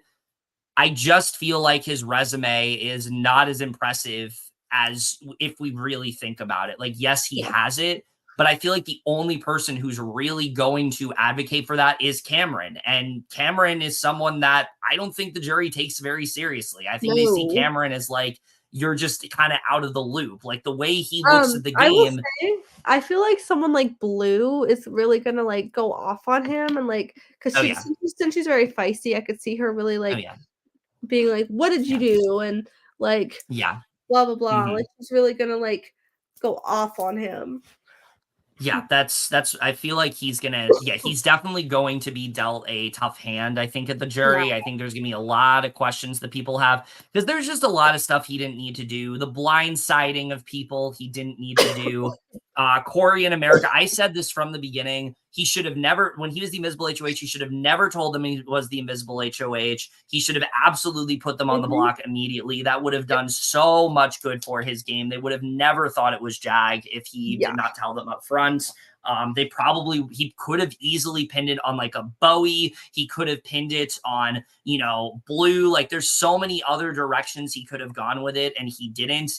And he just really, the way he played, it was just too emotional in that way. I think that's really his biggest issue, is that he didn't play self-interestedly. He played emotionally. He focused too much on, Matt's my guy, I got to take him to the end. And he didn't focus enough on the fact that Matt is going to win this game and I'm going to lose to him. He didn't focus on that. And because he didn't, I feel like his chances of winning are much slimmer now. I don't know if he wins, even if he's against Bowie, which I'll talk about Bowie in a little bit. I don't know if he wins. Generally, I don't know if the jury is going to give him that respect. I could easily see this being like a Paul and Josh type scenario where they don't favor Jag in the jury and they want to vote against him. I could easily see them doing that. So yeah, while yes, on paper it's 50-50, I just think the game that he played, it's just very hard to respect. Yeah, like, yes, he won all these comps, and made some moves, but like a lot of them were just very predictable. Yeah. Like I preferred when he was like an underdog. And like obviously since he was evicted 10-0 already and was saved by Matt and Cirie, uh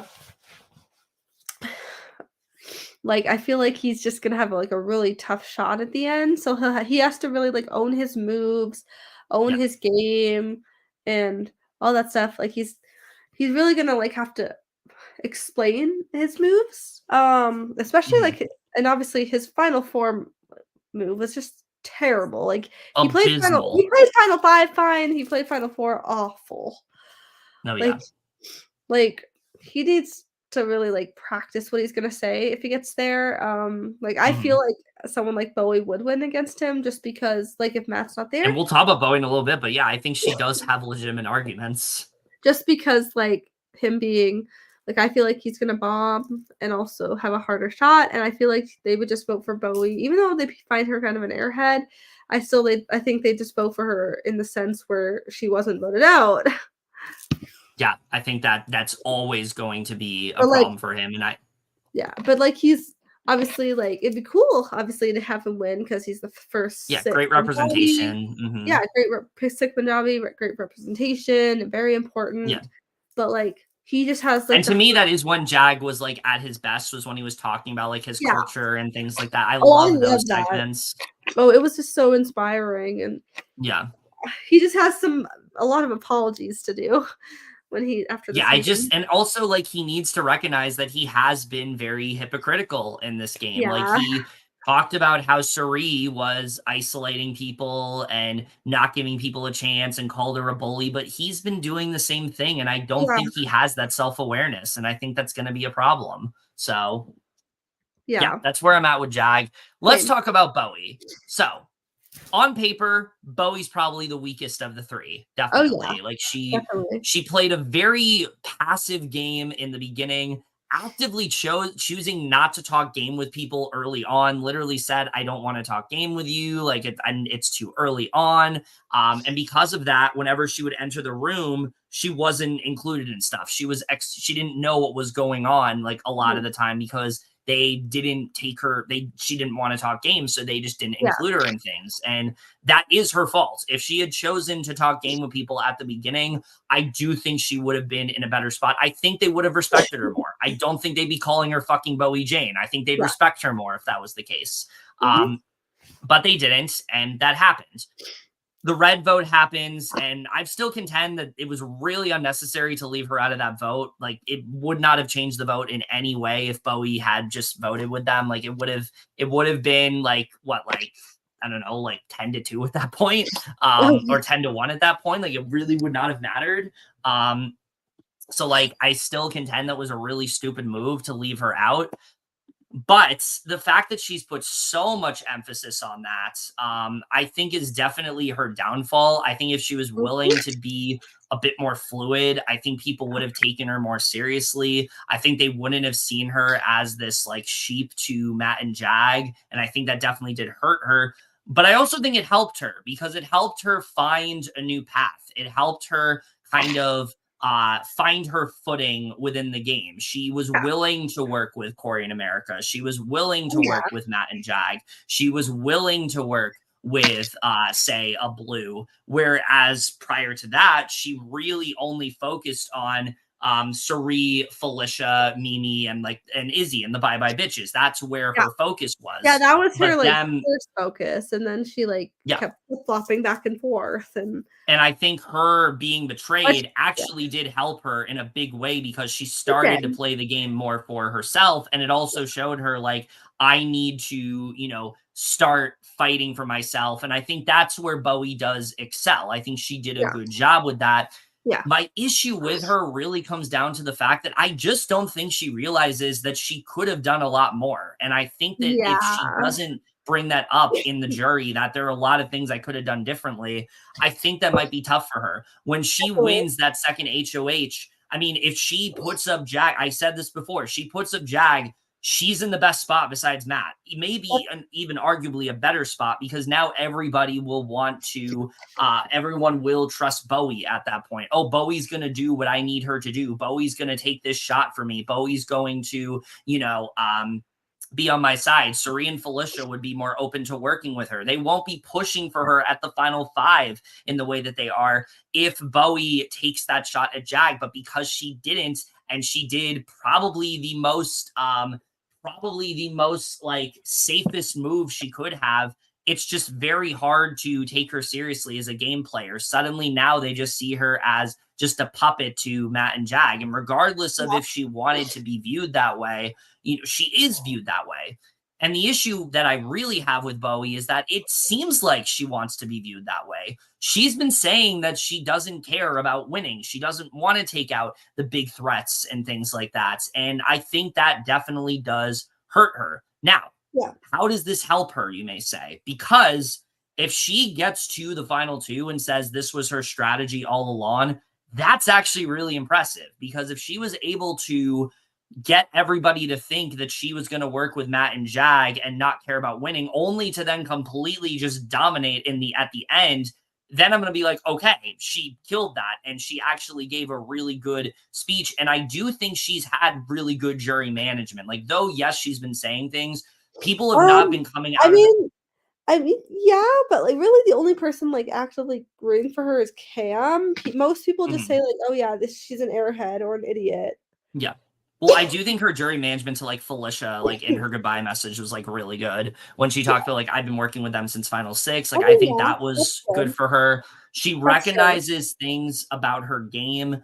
She does have a lot of things working against her, but I do think if they're really bitter at Jag, for example, I think she wins. Against Matt, I think she'll have a hard time. I don't know if she can win against Matt, but against Jag? Not Matt. I think it was America who called her like ditzy in her association. But again, if Bowie comes out and says, I used that to my advantage, I played up the fact that I was ditzy when actually I knew what was going on. Because if you go back to... Isn't she a lawyer? Yeah, she's literally a lawyer. And she's also 40 years old, and she's lied about her age, which isn't something she needs to bring up because they pretty much figured it out. But like... So, I mean, if she like explains that and that this is all her strategy, it is a pretty good one.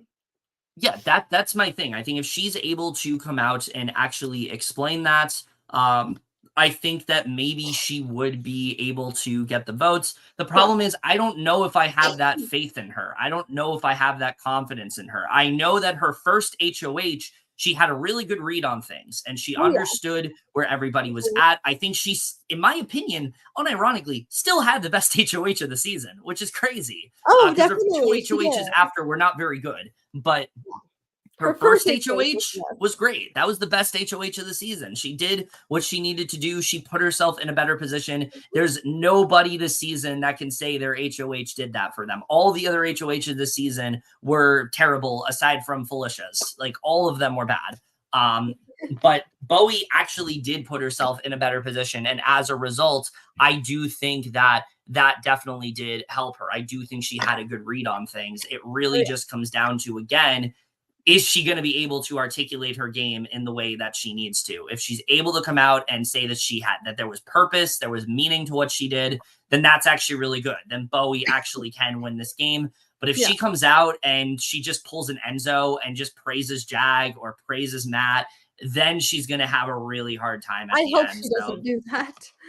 That's really where I'm at with her. I've said what I needed to say. Allie, what do you think? Yeah, I'm kind of in the same boat there. Like, obviously she had the best first HOH of hers. The only good HOH of the season. That was her first HOH was definitely the best one of the season. Literally early on, we thought she was just kind of invisible because she was just very chill and literally only with like the bye bitches and the professors. Like, she was literally just kind of just chilling, very quiet, low key. And then obviously the red vote, she was just so like against Cirie and Felicia and all that. Like, she was just like, oh yeah, I can't trust them anymore. Just for leaving her out. And I will say that is partially on them. They did not try to make Yeah. amends with her. They didn't try to improve that relationship. I mean, In fact, yeah. they definitely did hurt them, but I do think it's also on her for not trying to rekindle Yeah. that. And I think the way It's literally all of their faults. yeah, But yeah, like obviously at times she just felt very like clueless and like yeah, just going like just coasting and going with yeah. literally just doing the easy route because instead of Mhm. going for that and jag and that double, like I mean, I get it, she's working with them, but like she could have taken the shot. She could have Yeah. taken the shot, like and And just she work could with have gotten in with Cirie and Felicia at that point. yeah, That's the and also thing. Like, having and like keeping all the girls getting to the end. yeah. Yeah, But America would probably trust her more after that. yeah, definitely. Um, but like she's had like good moments, but she's also had bad moments. Mhm. I do think she could win against Jag. Yeah. Like if she really like owns her game and explains that being ditzy, and not caring about winning, like maybe that was just her strategy. If she owns that, that is pretty Mhm. impressive. And like being a lawyer too, like maybe that was part of her strategy, but we'll see. Yeah. I mean, obviously, if she wins, she's That's not. the thing. The question the word is if. That's Yeah, the thing. It's if. yeah. If she wins, she's not a top tier winner. But I mean, she wouldn't No, none of them are. yeah, no, none of them are. Like, but like, I mean, obviously, yeah, it'd be cool. Like, at least one of the girls wins. Mhm. And like Australian, she's from Australia. She's not even from the US. Be pretty Yeah. cool. But Some people I didn't mean, even think she was a real person for a bit. true. We thought that about Red at first too. Yeah. Like preseason. But Red is a enigma in a different way. yeah. But anyway, yeah, I definitely think Bowie has a chance. But I mean, the only person for sure rooting for her is Cam, so she really has to like Yeah. fight for that, like to get other people's votes. Yeah. But and obviously I didn't like certain comments she's made, things she said. No, definitely not. Obviously the isolation, disgusting. But I mean, she definitely Yeah, has because her and Jag were the biggest advocates of that. yeah. But overall, like preseason, we thought she was gonna be cracked, but she wasn't No. really. But yeah, but we'll see what happens. I don't hate her, but I don't know. No. We'll see what happens with her. Her game is just very hard to read, honestly. Like, Yeah, it's very very. hard to say, like, this is what she did and it was intentional. Just Yeah, because, exactly. one, I mean, she was so under-edited for so much of the season. We didn't even Yeah, know what she and not even just the feeds. She was barely on the feeds for a while. I So it's just very know. hard to It was like, read "Where's her Bowie?" game. It's like, "Where's Yeah, Waldo?" no, I remember that was like a running joke for like the first like 3-4 weeks of the season. Like, where's Bowie? Is she So even funny. there? Did Bowie leave the house and we just don't know? Oh, too funny. Like I remember people kept making that joke. So like that is working against her. But the thing is, like, what was she doing in that time? You know, if she can sum that up, then more power to her. Like, I definitely will think of her differently if she's able to do that. But again, the whole thing is if she's able to do it. I don't know if she can. I I don't mean, know if I have that faith in we Bowie. can't sing like we can't like Rule her out. rule her out. Yeah, like Yeah. she's because we don't know if she's gonna win the next comp or if Jag's gonna win Yeah. because I think obviously she very well could win the final 3 HOH. I think she absolutely could. yeah, we'll see. But yeah, you Like never know. part 3, I think she absolutely could win that. Because it's usually like the like tilting the scales of balance one. She's really Yeah, good at like, she's really good at like memory comps, and I feel like she would that's do true. well at that. Yeah. So, So we'll see. But yeah, we'll definitely see but what yeah, happens. that is the final 3. Like I said, either way, very lackluster final three. I don't think any Very. of them are that impressive overall. No. But again, I would love to be swayed. I would love for one of them to come out and just blow me away and be like, okay, they really killed it in that final speech. I will definitely give them credit for that. But I'm not really holding my breath. So that's kind of where I'm at this point. Same. Did not expect this video to be 3 hours, but we had a lot more to say than I expected We us did. to. We had a lot to say. I mean, these 2 weeks pissed me off. I'm not gonna lie. I had a lot of Oh, ranting me to do too. because It like really annoyed me. yeah, like this season was. I want to reiterate, this season was so good for the first like 75-ish days. Like it was generally like top tier, and then the second we added that zombie twist, and then couple that with the invisible HOH, it just really hurt the momentum of the season, and we just were really never able to recover. Jag started winning everything, and it just wasn't nearly as interesting to watch. It's not a season we're gonna hate, but it's definitely not like a top tier season anymore. Yeah, I mean, again, I've always say it always is contingent upon the finale. If we can get a really good winner at the end, like if one of these people really blow us away and they have a really good finale performance, then that could definitely nudge the season up for me. Like, again, I say this to BB24. Taylor didn't win. I don't think I like that season at all, but Taylor won, and the season is a lot better because of it. Yeah, that one had such a good end game. Yeah, this, I don't know. I don't know how it's going to play out. We will have to see. I will say these 2 weeks have been a slog. That doesn't mean the finale will be a slog. Only 2 more episodes left. At this point, all I care about is Cirie revealing her secret to everyone about her and Jared. I think that's going to be such a fun moment. I'm so excited to see some of their reactions to that. I'm so excited. And then also like America's favorite player right here. Again, vote for Cirie. That's what's important. Vote. Like literally just make fake emails, keep voting for her. Yeah, exactly. That's what matters here. But yeah, is there anything else we want to talk about before we plug some other stuff? I think we pretty much covered everything, but obviously there's only 2 more episodes. So obviously for the recap one, we're probably just gonna do like anything important plus the part 1. So it's very gonna be probably very little notes for that. Which spoilers, Matt won part 1. So yeah, Jag really should have cut him, but whatever. Yeah, because that's where he regrets it. Yeah, it's stupid, but with that honestly, said, I think with part 1, it kind of gives vibes that Matt would win it. Yeah, definitely. Because it's very physical. I pretty much thought he was going to. It's usually very physical. So, but with that said, Ali, I think we have some things to plug.